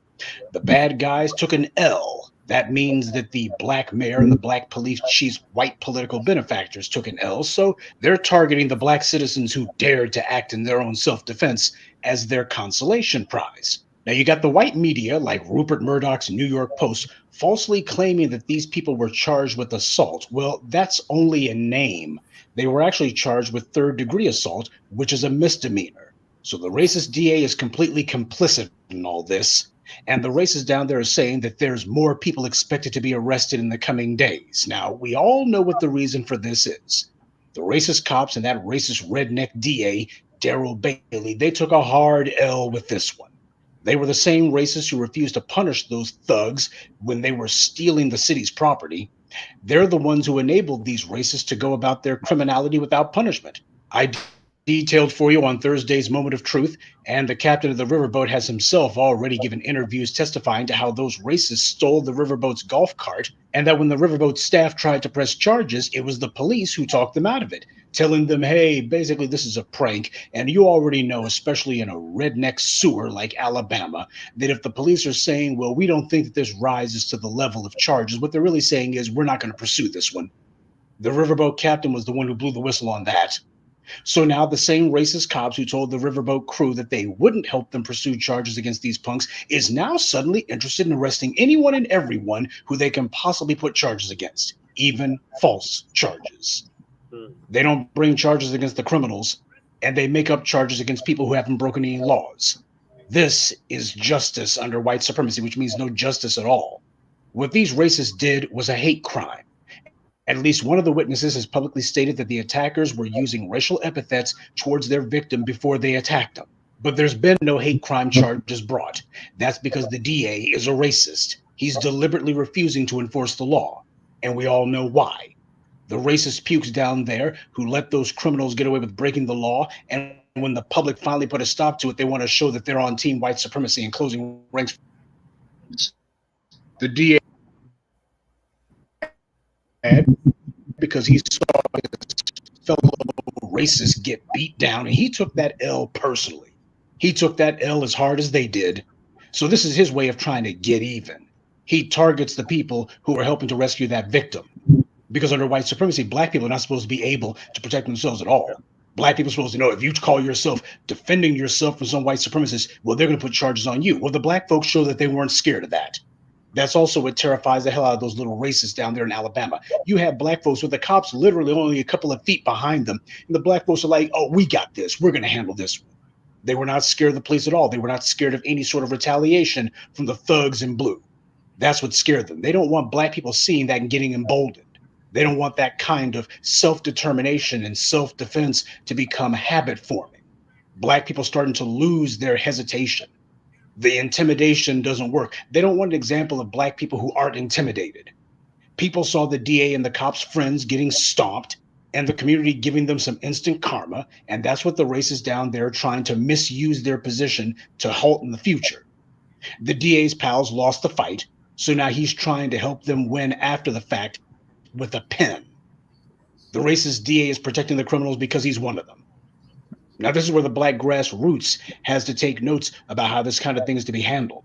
When black folks are standing up for themselves and the authorities predictably try to bring charges against them, we need to already know who people's legal counsel is. The bad guys are going to try to throw up a smoke screen. We got to be able to pierce it. And that means information, accurate information. That way, when they call themselves jamming somebody up, we can get those people out of jail and we can bring pressure on those racist DAs and let them know these charges are going to get fought. Creeps like this racist Bailey character, they have to be taught to take that L. Now, they're going to hate it. They'll try to do some dirtbag maneuver to retaliate, but in 2020, we showed police and the DAs nationwide that they better just learn to take that L. And the racists in Alabama are clearly in need of a refresher course. The police are not trying to take any action to stop those white rioters. They weren't tackling any of them. Notice that? The police were sitting there with their hands up. Oh, everybody just calm down, especially you black folks. They weren't beating those white racists with any batons, no pepper spray all over the place, none of the standard police brutality that they do against black people who are just standing there. Oh, all of a sudden the cops, they were restrained and reserved. None of them trying to be any half-brained tough guys. No. There's going to be more incidents like this, and the black grassroots is going to require good information on the ground that we can act on. In order for us to act, we need accurate information. That information has to get to us in a timely manner.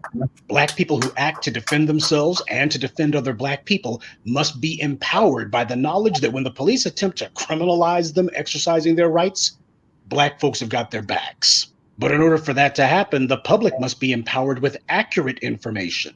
So when these racist cops and DAs illegally arrest and charge law-abiding black citizens simply exercising their rights, the public knows how to make their voices heard and how to respond. This is why you have black people, especially the new voices of black media, asking who these citizens were down there who were restoring order, because we knew what the response from the white supremacists down there would be. When things like this happen, it's crucial that we know who the targets of white supremacy are before the enemy does. And we also need to have reliable information so that we know how to reach them. Now, in the case of Reggie Ray, he was arrested, but he made bond immediately because they didn't have anything on him. This is just a nuisance arrest, so that the white racists down there can feel as if they got something of a consolation prize. He's reportedly being represented by Sleaze Merritt. We won't discuss that one any further. But the truth of the matter is Reggie Ray is a hero, as are the rest of those citizens down there who are putting the criminals in their place. We need to get on code and organize when it comes to accurately identifying these political prisoners and getting them the help that they need. Right. The old shriveled up civil rights fossils down there are going to want to pray and sing some church hymns because they think being powerless is cute. Well, we don't. They made it a tradition to utterly abandon black people who stand up to white supremacy. That's part of the reason why black folks get hesitant to stand up for themselves. The necessary infrastructure and the culture of defending those who defend themselves has been largely undermined by the olders. I dare not say elders. Well, we have to establish a new tradition of defending those who defend themselves, and to make sure that we stand up for this tradition with vigor. We understand that when bastards like this Daryl Bailey clown call themselves pushing us, we push back, only harder. Information is power. When black people are standing up for themselves and standing up to white supremacy, that is not the time for confusion. Black people must feel empowered and confident in asserting their rights, starting with the right to self-defense. The police and the DAs are a racist gang who selectively target and attack black people. Well, the only thing that can stop an organized racist offense is an organized defense for justice. We did it in 2020. They called themselves selectively attacking black youth with trumped up charges, saying, well, these guys attacked the police. Well, the grassroots mobilized and started getting those kids bailed out. Innocent people are not supposed to be in jail. The white supremacists are. The racists in the police and the DA's offices and the white media, when they saw that there was a program at work, they also realized that the people were on code against them, against injustice. And they still haven't recovered, by the way. That was Oh, man. throws till they choked on it. Yeah, they thought that they were going to feel as if they had some power. We're going to put some trumped up charges on these kids. And then people found out, they realized, these guys are making some sort of cause celeb out of specifically freeing those who have been falsely accused of doing something against the police. Now, a few years have passed. The bad guys are wanting to test the waters again, try to get their little old courage up, see if they can get away with the same old racist maneuvers. They're testing to see if the people are still on code. When you have so-called authorities bringing trumped-up charges against innocent people, when these so-called authorities defy the law that they swore to uphold, when they refuse to enforce the law based on the color of the person breaking it, the public is also supposed to recognize that those authorities are criminals, and the public now has to restore law and order. A prosecutor who ignores the law and intentionally gives slaps on the wrist to violent racist thugs is not a public official. He's a criminal occupying public office, the people's office. He is an agent of lawlessness, acting as an accessory after the fact. And if he's occupying an office that belongs to the people, then the people have to have him removed. As good as it was to see Black people taking action to restore law and order against some racist white mob, as good as it was to see them showing fearlessness in the face of white supremacist cops and corruption from these Black misleaders, what also needs to be understood is that the only people who are going to support justice is going to be the Black grassroots. We have to have eyes and ears on the ground, accurate information being given to us whenever these incidents occur. And as for the enemy, we're going to condition those white supremacists to take these L's, and we're not going to let them have any more consolation prizes. We're not going to let them have anything that they can point to and try to feel like they got a little bit of payback. This is about subjecting those white supremacists to a breaking process, not just in Alabama, but anywhere and everywhere the white supremacists operate. What they're trying to do in Alabama, persecuting Black people who defend themselves, that's nothing new. And it won't stop us from standing up for ourselves or for other Black people either. And if these white supremacists think that they are going to somehow discourage us or intimidate us, then they can have a seat the hard way. Good evening and be one. I'd like to take a moment to mention some of our contributors: Endoro, Tamira Haygood, Miss Incognito 72, Maurice Regard, and King Edwards. Salute to them and thank you to everyone for listening, liking, and sharing this message. Black empowerment only exists because of you. Okay, y'all. What Well, y'all yes. Oh man, I got so much to say. Yeah, he's got a point on that, most definitely. And what it is as I stated before, when you get idiots like elders, they about to, well, they already have a. Go ahead. Okay, yeah, when you get idiots like elders, Leo Terrell, ass scratchers, Yasa bosses, what have you, sit out there, countermands our progress. And as Professor Black Truth was saying right there, what they hate to see is positive Black cohesiveness. Do you see what I mean? Okay, so as long as we out there killing each other, calling our women the B words and stuff like that, that's acceptable, to racist white supremacy. Okay, but if we go out here and say, hey, we got each other's back, trying to set up a get on code or what have you, all of a sudden, we're Black racists. The fact of the matter is, ladies and gentlemen, when you listen to idiots like elders talking about that he does not care about the brutality of slavery here in the United States, then he wants to go up there and talk about Greeks and Romans and stuff like that. Okay, that Negro has been brainwashed or he has been bought off. It's because, as J. Edgar Hoover had said when he created the counterintelligence program, is that the thing that they fear is a Black Messiah rising in the United States of America. So idiots like elders, okay, and Leo Terrell, they're dangerous, Black family, and we have to let it be known on mainstream media that these idiots do not speak for us. Period. I only have one thing to say. Hold on. I gotta say this real quick. I gotta say this real fast. Hold on a sec. I just gotta show it because it'll just sum this whole thing up real fast. I actually got some real shit to say. Can you see it? Hold on. No. You see it? Okay. You can get put to sleep with this chair. Please don't run up on me with this chair. Don't, hey, come and get your ass beat with this chair. Bitch, make your ass have a seat with this chair. You can get put to sleep with this chair. Please don't run up on me with this chair. Don't, hey, come and get your ass beat with this chair. Bitch, make your ass have a seat with this chair. You can get put to sleep with this chair. Please don't run up on me with this chair. Don't, hey, come and get your ass beat with this. That's all I gotta say. That's all I gotta say. That pretty much summed it up, right? What you know what I want to say those too is that they won't allow us to have shit, family.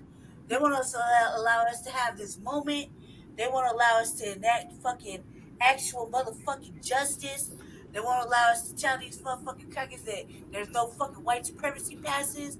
They won't allow us to do anything, and we're allowing that to happen.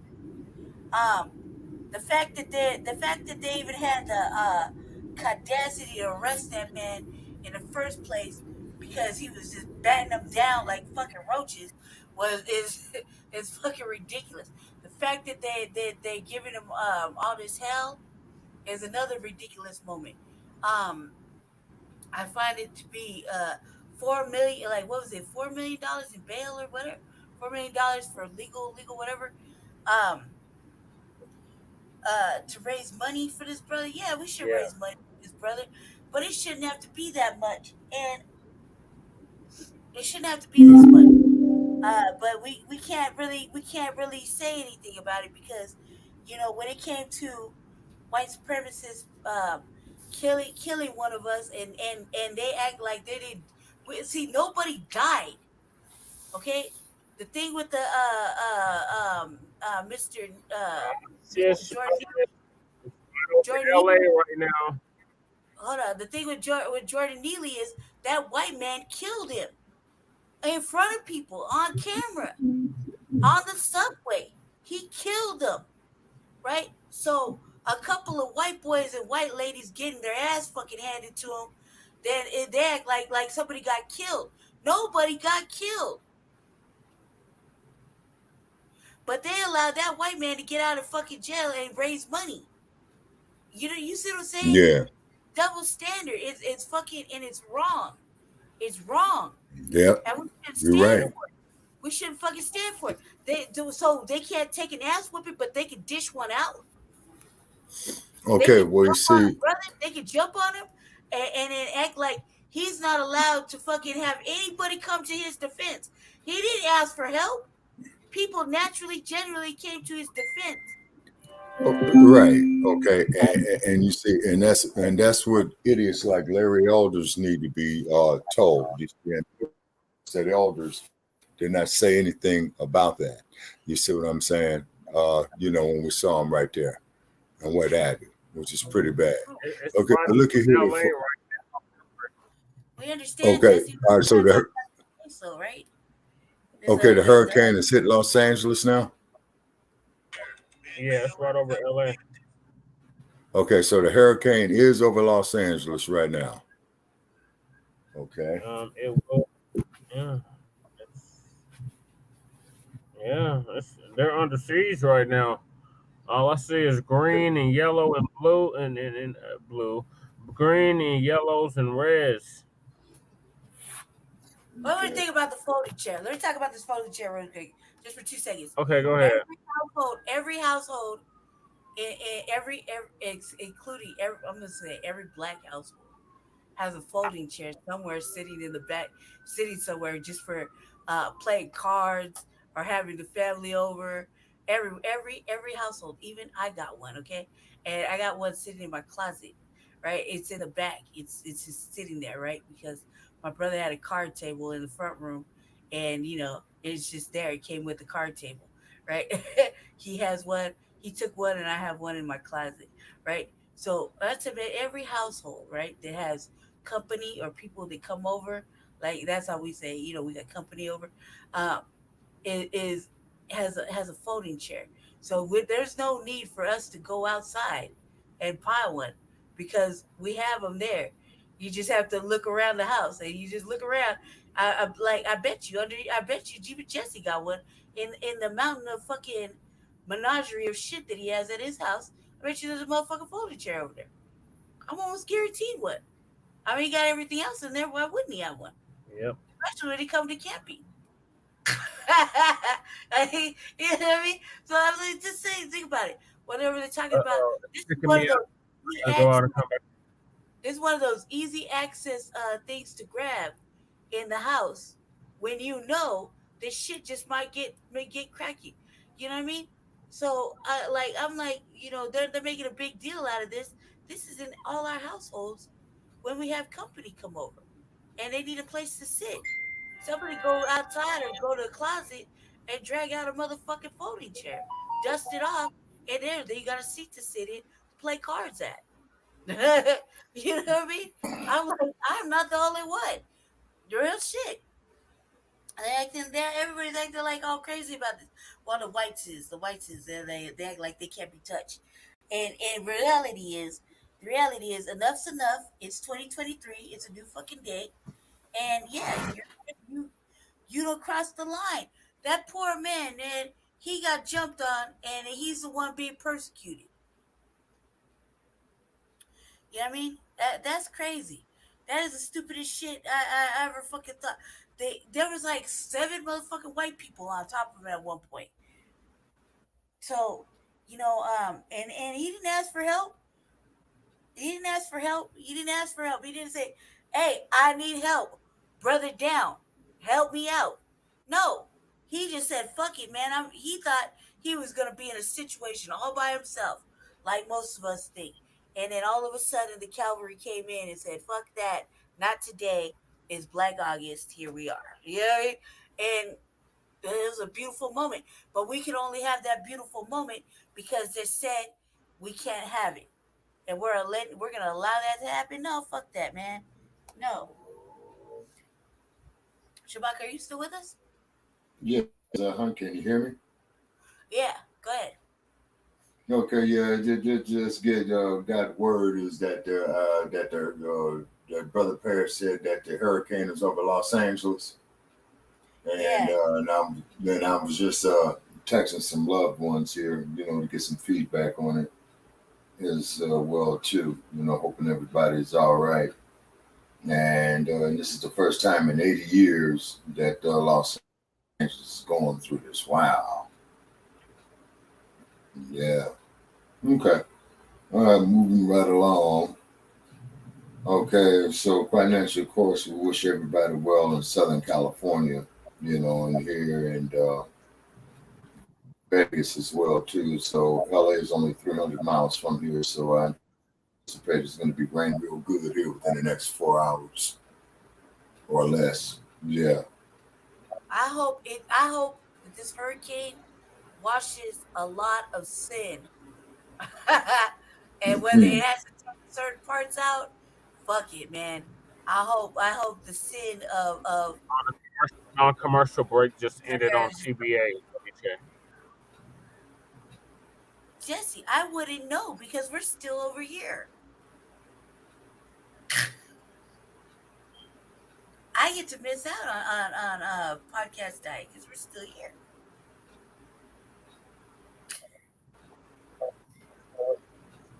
Yeah. Carry on, my love. Carry on.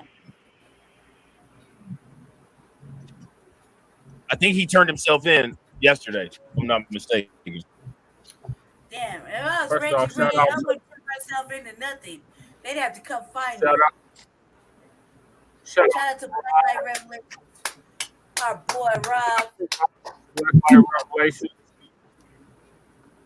Part of the Rob, Black Light Revelation. B1 FBA salute to him out of Akron, Ohio.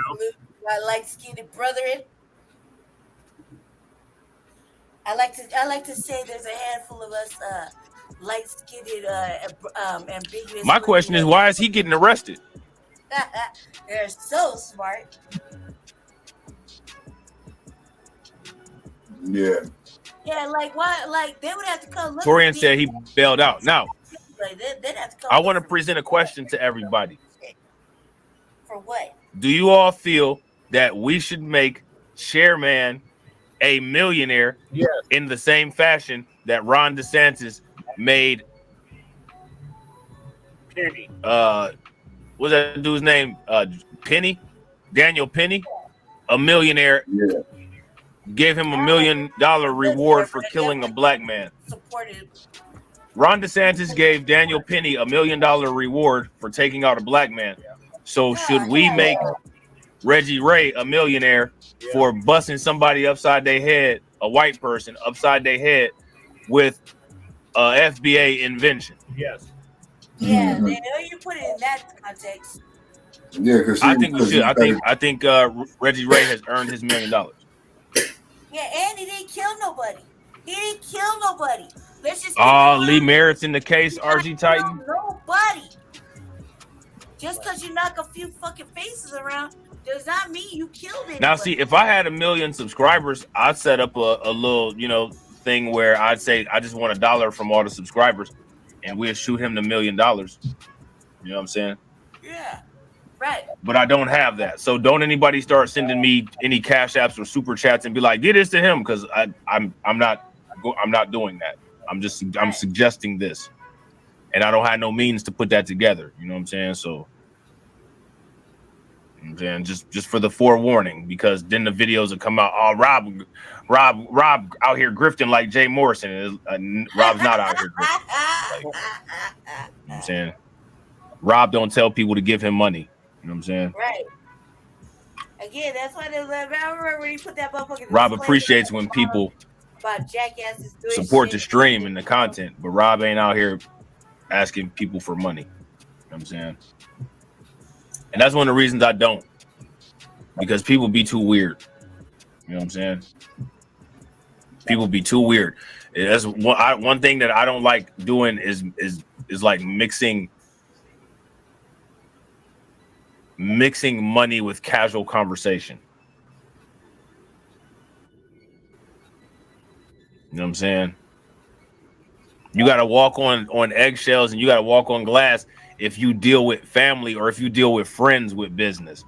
You know what I'm saying? If you deal with it casually without no kind of contract, man, you playing Russian roulette for real. Yeah, he's right. Michael, shout out to Michael R. Michael R said Daniel Penny has raised $2.6 million. Man, we need to get Reggie Ray $3 million. And the thing is that the politicians should be actively doing that. Corey Holcomb said that he was going to try to get something to Scuba Gooden Jr. Did y'all hear Corey Holcomb on the Corey Holcomb show, on the 5150 show? He said he was going to try to get a little shum to Aquaman. Yeah. You know what I'm saying? But for real though, people need to get. We can't have Daniel Penny out here getting paid $3 million to delete black people. Right. And our heroes don't get shit. That's a goddamn. We can't have that. They got to get, our heroes got to get $4 million. I'm saying, now the athletes, when he puts it basketball like that, players and all that should do it. Like, look at that, CJ. You see how Jay do right here? Jay said the Alabama Rebellion Fund. Hit that cash app, fam. Yeah. What's the name of the ship? It was was it called the Harriet? The Harriet 2 or something like that? Yep, the Harriet 2. That's what made it perfect. The Harriet Rebellion. It all just together. Make sure y'all show Jay the Informant some love with the $2 super chat.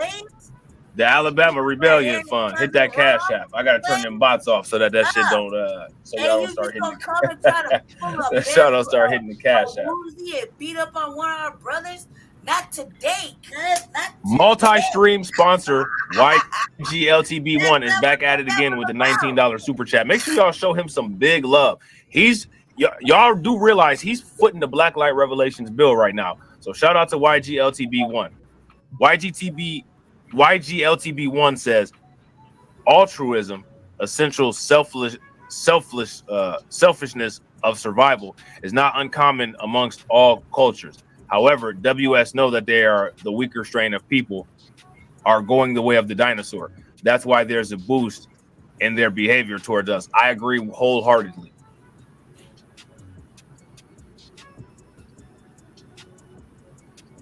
Okay. I agree wholeheartedly. And I also agree with Hurricane IQ. I wish the celebrities would do it, but we can't rely on them. They're too compromised. Facts. They don't even have to do anything. You know what I'm saying? Like, they wouldn't even have to give the money themselves, even though they could. All they have to do is just tweet something about it. Let's get Reggie Ray right. Let's get him right. Let's get him $3 million.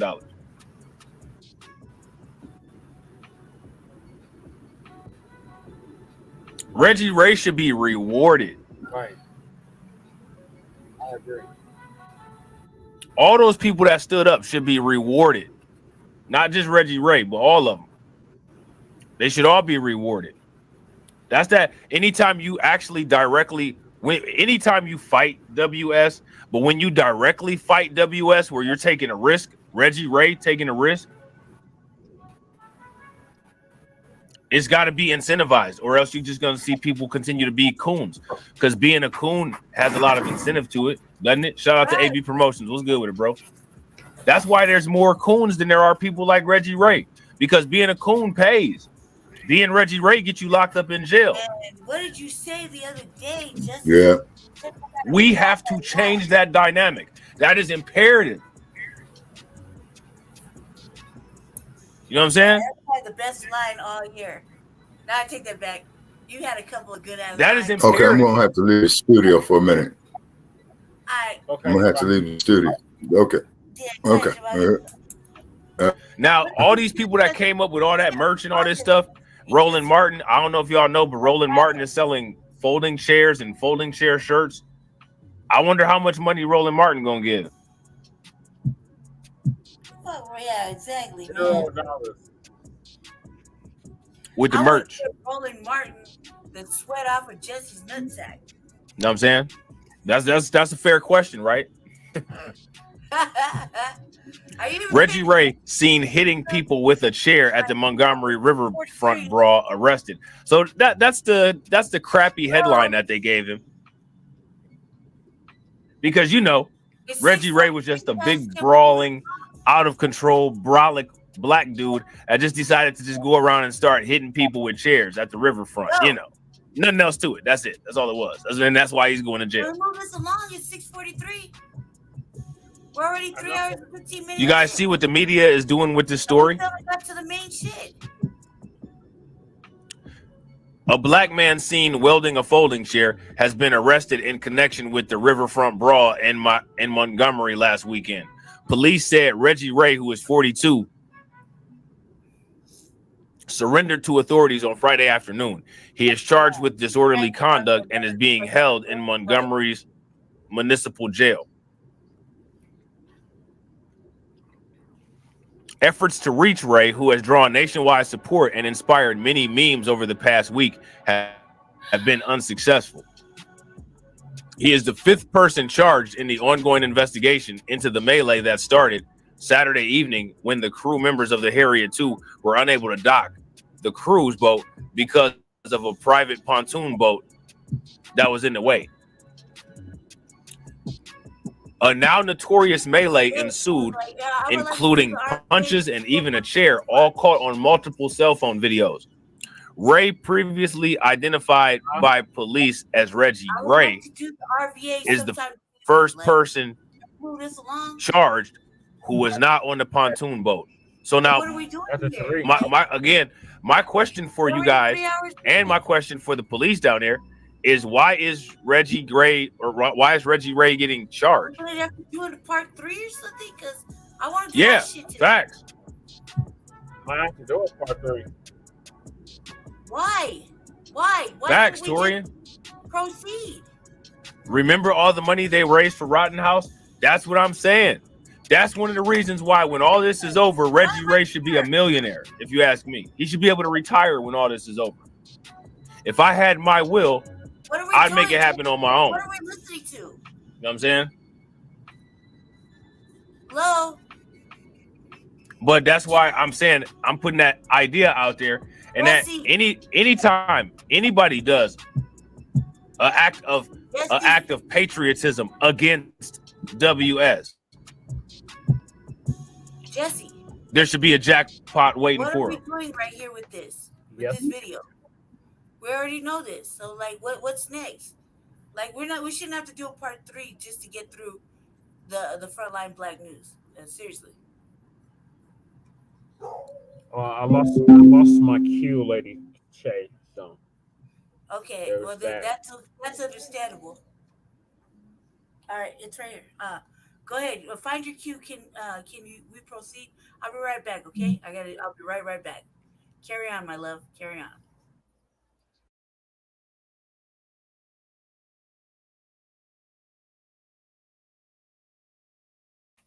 I'm gonna go to the bathroom. I'll be right back. Okay.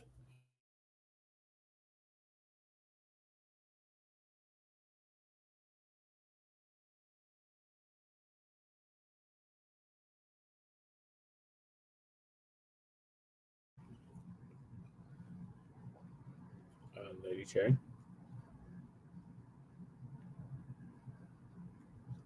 Lady Shay. I'm right here, baby. I'm right here. Just go ahead and keep going. I gotta go to the restroom real fast. All right. Can you hear me? Can you hear me? An act of patriotism against WS. There should be a jackpot waiting for him.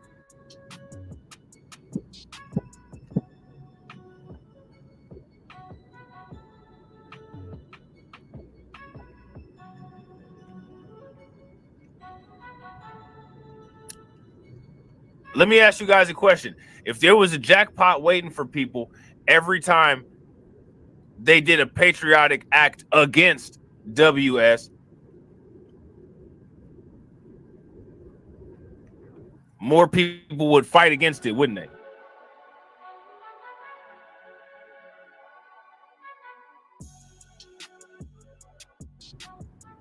Hey, can you shoot it to me on Twitter, Torian? Is that a GoFundMe for Reggie Ray?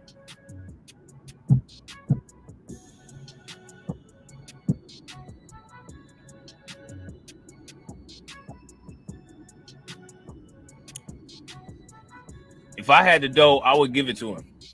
You know what I'm saying? And the thing is that there's plenty of people that talk and got the dough. But again, this is just common sense. Like, this is nothing more than common sense.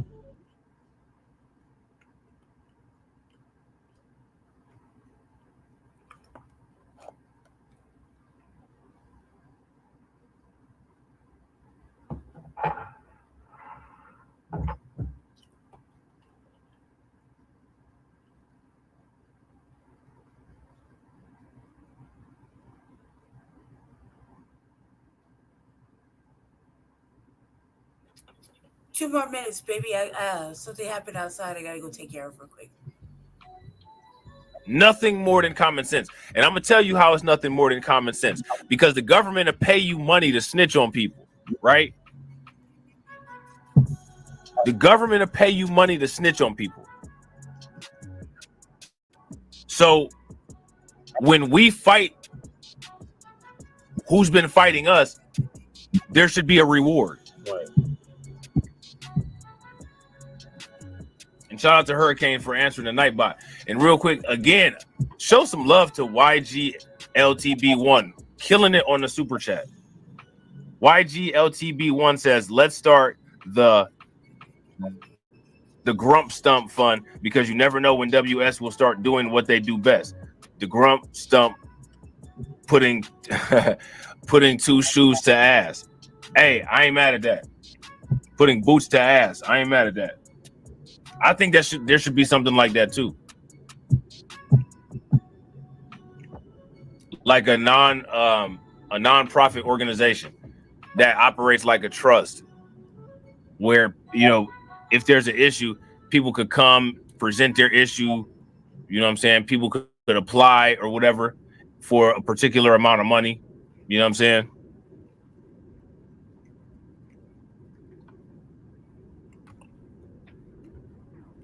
I think that's a great idea. So now here it says those from the pontoon boat who have been charged are Mary Todd with third-degree assault, Richard Roberts, 48, who's 48 with two counts of third-degree assault, Alan Todd, who is 23, one count of third-degree assault, and Zachary Chase Shipman, 25, one count of third-degree assault. All charges are misdemeanors.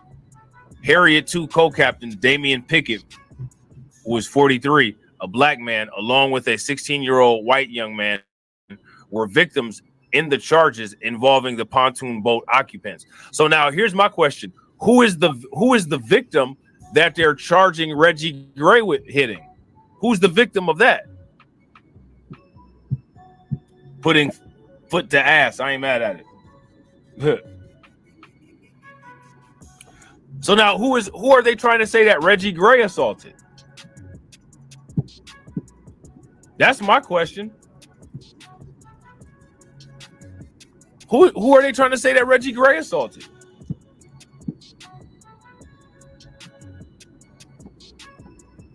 According to a deposition, the charge against Ray,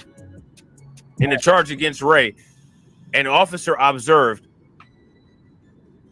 welding a white chair and swinging it towards an unknown subject. They know who the subject was. The subject was one of the attackers. Right.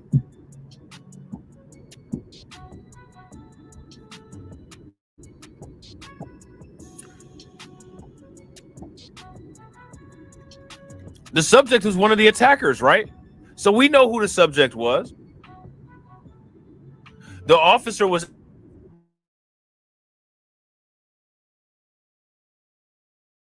safety, the police report stated. Police ran a criminal check on Ray, which was negative. So he was released pending further investigation. So there goes that narrative that we're all criminals.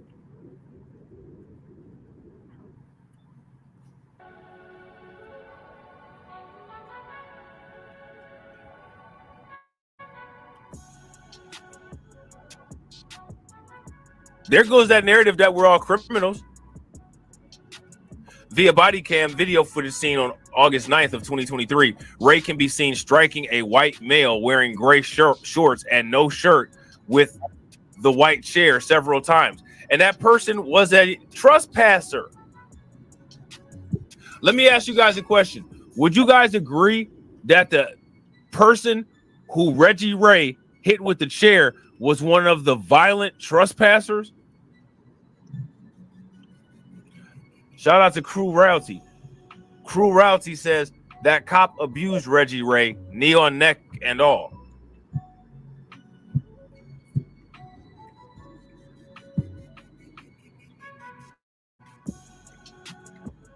I personally think that this man is suffering a great injustice. Man, that's crazy.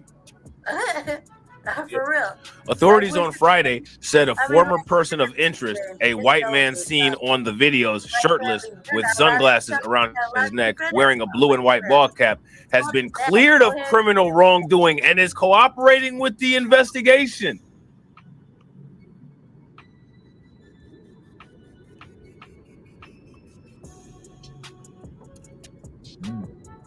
How about that? How come Reggie ain't clear? The person he was attacking was a trespasser who was attacking a city of.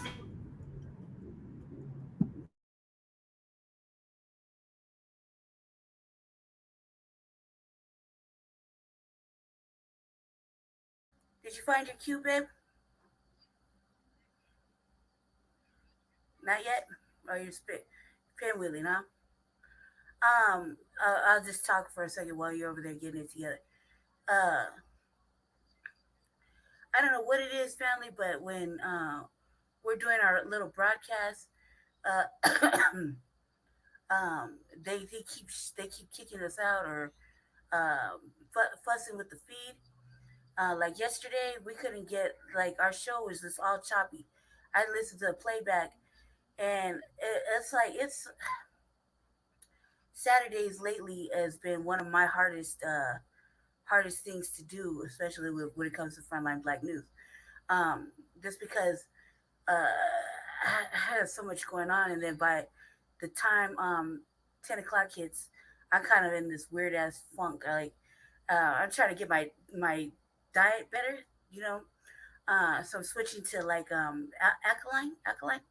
So I'm about to start doing more fasting and more raw vegetables, right? And I'm about to start taking a lot of meat products out of my diet. Listen to my sister Bianca talk about this the other day, and it really gave me some insight. But it's not the first time I heard it. I just been slow dragging, and now that my health has gotten very this last little scare. When I get scared, that's when you get scared, right?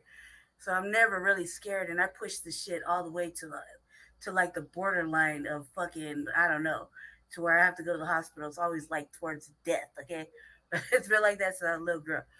But now that we're running for city council, and this is very serious, I kind of need all the energy I can get. So um, Saturdays lately have been like a kind of like a struggle for me, and I kind of make it. I'm like a little dysfunctional, like towards around 8 o'clock, 9 o'clock, and that's no excuse, no excuse.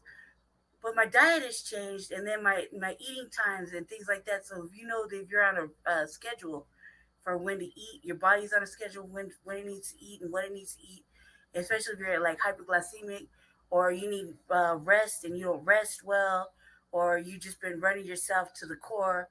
You know, a lot of that shit builds up. It's not an excuse. It just is. And so when it comes to Saturdays, when I'm watching, when we get frustrated because our show we'll be trying to do our show, and um, me and him, we could be one unit. We can, I and Jesse could be one unit. We can be on the same accord. We could be thinking the same way. We're in agreement on mostly everything, but we'll be saying the same shit two different ways. And sometimes it causes a little dysfunction, a little conflict. Um, and I'm reactionary. You know, that's again not an excuse. But when I'm feeling a certain way, like I haven't been taking care of myself properly, which is my fault, um, it does cause a little problem. But then when you add the powers that be trying to mix and make, like trying to shut our shit down, or trying to basically mute us out, it is even more bothersome. It's more dramatic, and then because we want to be thorough, like I feel like we want to be thorough when we bring you guys the news, because every like Jesse says, during the week there's lots of shit happening, right? And I'm like, well, why can't we just, here's the beat. I'm like, why can't we just keep it down to eight topics? But then I'm like, well, there's so much happening. It makes sense what he's saying, and I just give him a hard time because, like, fuck, man, like, you realize when it's just a it's just two people, and we're like we do everything by ourselves for the most part, either by ourselves, together by ourselves, without any real support. Here, we have Ramel, we have Shabaka, but it's just us here, and pulling some of pulling the show together. It Frontline Black News, man, Jesse writes it up because Jesse's been Jesse's more structured. He took like let's give Jesse the credit. Jesse took a motherfucker off the street who never knew how to fucking put themselves in a structure, and wasn't very disciplined when it came to writing out the show. Like if you ever look at my shit is just simple. I just changed the episode title, and I never put anything in the middle. I just keep it basic because I didn't I don't write it out. Um, by the time I get to the RVA, by the time I get to doing the RVA, um, it's because I've been so fucking busy. I've been busy with the end of Jesse's campaign. I've been busy with my shit because I started my shit a month before the election, which is this is all planned out, family. What you're hearing is inside baseball now, but it's not inside it. Now it's like out there. I started my campaign right at the end of Jesse's, and it was mostly because when we saw it happening in Denver, um, was is fucked up, and no matter what we said or how we called it out, um, the white supremacy. I'm just gonna put it that way. White supremacy likes to cover up every truth that is being told by black people. So when we say that the elections division did this, this, and this, and this, they act like that's misinformation, but it's not. We say that they intentionally put more people into this campaign, into Jesse's mayoral race, that they weren't even intentionally wanting to run. They did it on purpose. They paid them to get in there, and then to not only that, but they shamed and disrespected so badly, and upon stealing Team Paris's main fucking when Team Paris hit the road, hit the streets, nobody even knew Team Paris was out on the street passing out flyers for 3 months before we even said anything. My flyers that I did for Jesse, which is a collaborative of Jesse's brain and me having nothing better to do because I was sick. I wasn't trying to. I never wanted to help him with his campaign because I felt like I wasn't qualified. Okay, initially I didn't have the education to do that. You know what I mean? I come from right out this. I'm right out the street. Fucking product of the system. My educational level is fucking very low. Well, on paper, right? But that doesn't mean that I'm not fucking intelligent or fucking like a genius when it comes to certain things.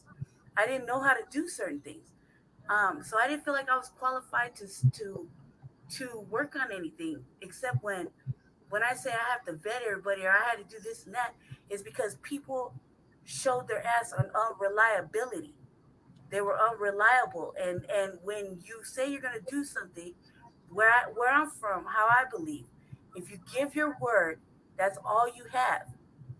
So if you say you're going to do something or you're going to be somewhere, you're going to do something for him, then stand on it, carry it out, and do it the whole way through. Don't just shit on him and walk off and leave him hanging when he needed it. So when I took up the helm, it was because somebody had to, right? And that's a typical Aries quality that we can't help it.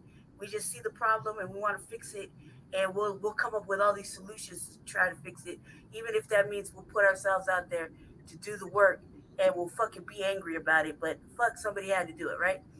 And I learned a lot of valuable skills from this shit. Um, Sometimes we'll have this little discussion about, well, you wouldn't let no one help. Well, it wasn't that. It was that I didn't feel like they were going to be long lasting or sustaining within the whole thing. And it too, we were seeing what we call treason, traitorism, double talk, motherfucking you want to be over here, but you're telling our shit to the enemy, which is Cooney. Anybody who's a coon, they're talking about our shit, and then they find a way to fucking humiliate us in public or on their little broadcasts or whatever. And then I got to get live because, I'm okay. So the difference between I and Jesse has decorum and he's more polished. Okay, and I'm just not. I'm rough. I'm a rough motherfucker. I don't give a damn. I just say whatever the fuck comes to my mind. 90% of the time, I'm telling the fucking truth. They don't like it. They don't like the presentation. If I said it, I mean, I don't know. I can't be toned down, and you're not going to tone this down, especially when it's upset and it see things that he. First of all, it took what 3 years to cultivate this monster. Okay, so there's no such thing as putting it back in the motherfucking box. I was already codified. I was already right here with it doesn't make any more sense to me what we're doing. You know what I mean? What we're doing is right and exact. What we're doing is like for the betterment of black people. Okay, we want to say that, and for the betterment of foundational black Americans. Okay, and so this is a good thing. Why our own people want to fight us on it is a fucking other thing I can understand. And we can't take all you with us. It can't lead you to the water. We can't take you when it's time for fucking but the revolution's here. It's happening. We can't take you with us. If you don't want to get on board, get codified or fucking get some understanding about yourself and realize that what the fuck we're doing is the right fucking thing. And you like this shit where they let you have crumbs and they're just tokenizing us, man. They're using us. They fucking always have. They've always been. They've been stealing. They've been fucking killing us. They've been fucking abusing us. Man, I can go on for fucking hours about the fucking atrocities, harms, and fucking benign neglect that has been happening for fucking generations, right? And everybody want to stand in our way for fucking bettering that, for us being of service. You want to shame us and fucking disrespect. So when we hit the streets with the flyers was way before anybody else had even really made any fucking announcements. We did it like old fashioned because we felt like I felt, in my opinion, I felt it's a new day and age. Jesse should represent himself in the way he fucking wants to, because he's been a man of service to the fucking community for as long as I known of him and Sekou, okay? Because we know, everybody knows who's been out in the world, who especially has been living on the street, knew where to go if you were black, where to go for fucking help. And who did you look for? You looked for Jesse fucking Paris. That's who you looked for. When we were out in the street, in tents, living on the fucking sidewalk, we didn't want to talk to the white people. We wanted to talk to a fucking black face. And the black face that represented the fucking unhoused clearly had our best interest in mind, was Jesse fucking LaShawn Paris. And and for me, that motherfucker looked just like what I've always known in my goddamn life. And I felt most comfortably fucking saying, look, cuz I need some help. Hey, don't dog me for the way I dialogue, but I needed help, and he was there to adequately help me in a lot of motherfucking situations before anything ever was how it is now. You know what I mean? When he was just my fucking friend and my cousin, Big C, right? So the street looked for the black face of representation. If we couldn't find Jerry, then we looked for Jesse. If we couldn't find Jesse, we looked for Jerry. Okay, simple as that. Now all these other motherfuckers that showed up, who didn't know nothing, had no lived experience, had no fucking idea about being unhoused and fucking having to ask for shit. They just came in, did an old white fucking swoop in. There's this white saviors, right? That everybody wanted, right? Everybody said they wanted, and then we look at our people, right? And I'm saying this, I'm gonna take my we out. Let me just put it in my perspective, okay? I look at things that's supposed to represent us, which would be Black church, which has never really been black. Okay, it's for everybody. It seems like, as represented the white man. Let the white man and the white lady come up in black things, right? Like Kwanzaa, and pander their wares, all right, in black church, and pander themselves to get the black vote, and everybody is eating it up, okay? Because you got the fucking black faces that have been acting like coons, fucking disrespecting, fucking and not representing, disrespecting and not representing, right? So then it made it harder and worse for an actual handsome black face that is of service to represent and take care of his people.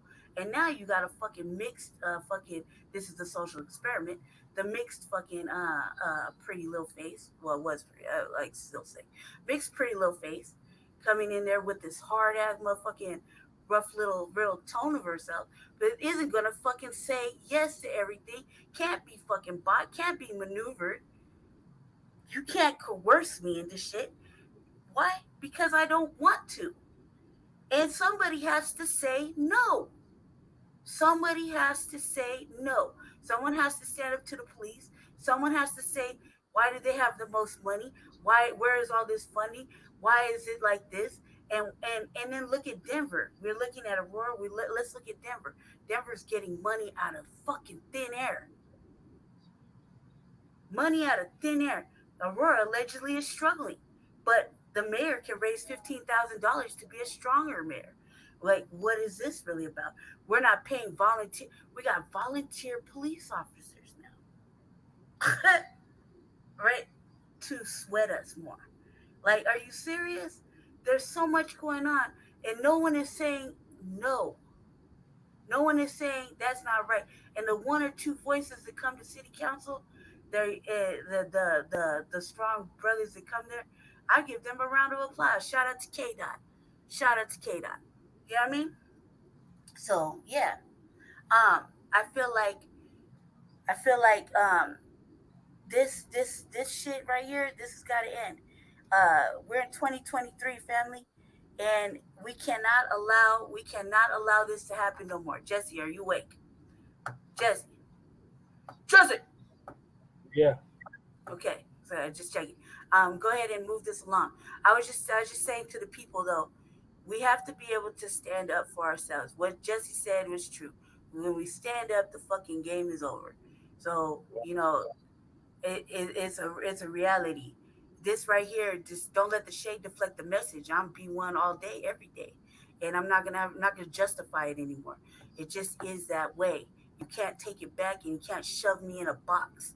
So I feel like I'm the best option because if not, it's business as usual, family.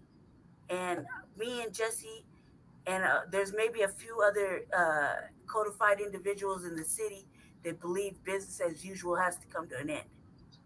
You know what I mean? Yep. Go ahead, Jesse. Move it along. I'll be right back. I'm gonna end it here. So we got to do a part 3. Yeah. Can I get the RVA started then? Yeah. All right. Family, join me for the RVA in about 35 minutes. I'm just gonna go wash my hands and take care of like a couple little things around my desk, and then I'm gonna send Jesse and Shabaka the code, the thing for it. So join us on the RVA, where we're gonna talk about several topics, and it's gonna be a brief night, I think. Let's pray. So join us on the RVA shortly. Just stay black, stay dangerous, and look out for each other because they're deleting us. And they're deleting motherfuckers that stand up and do the right thing, and try to take children off the street, and try to be revolutionary in their own way, have small businesses and things like that that are designed to you know educate instead of creating degeneracy. So they're trying to take us off. So love each other, take care of your wives and your children, look out for your loved ones, and keep in contact with them. And definitely stay black, definitely stay dangerous, and definitely stay aware and on your pivot. All right, baby, go ahead. All right. Yes. So thank y'all for tuning in to season 3, episode 20, part 2 of the Frontline Black News.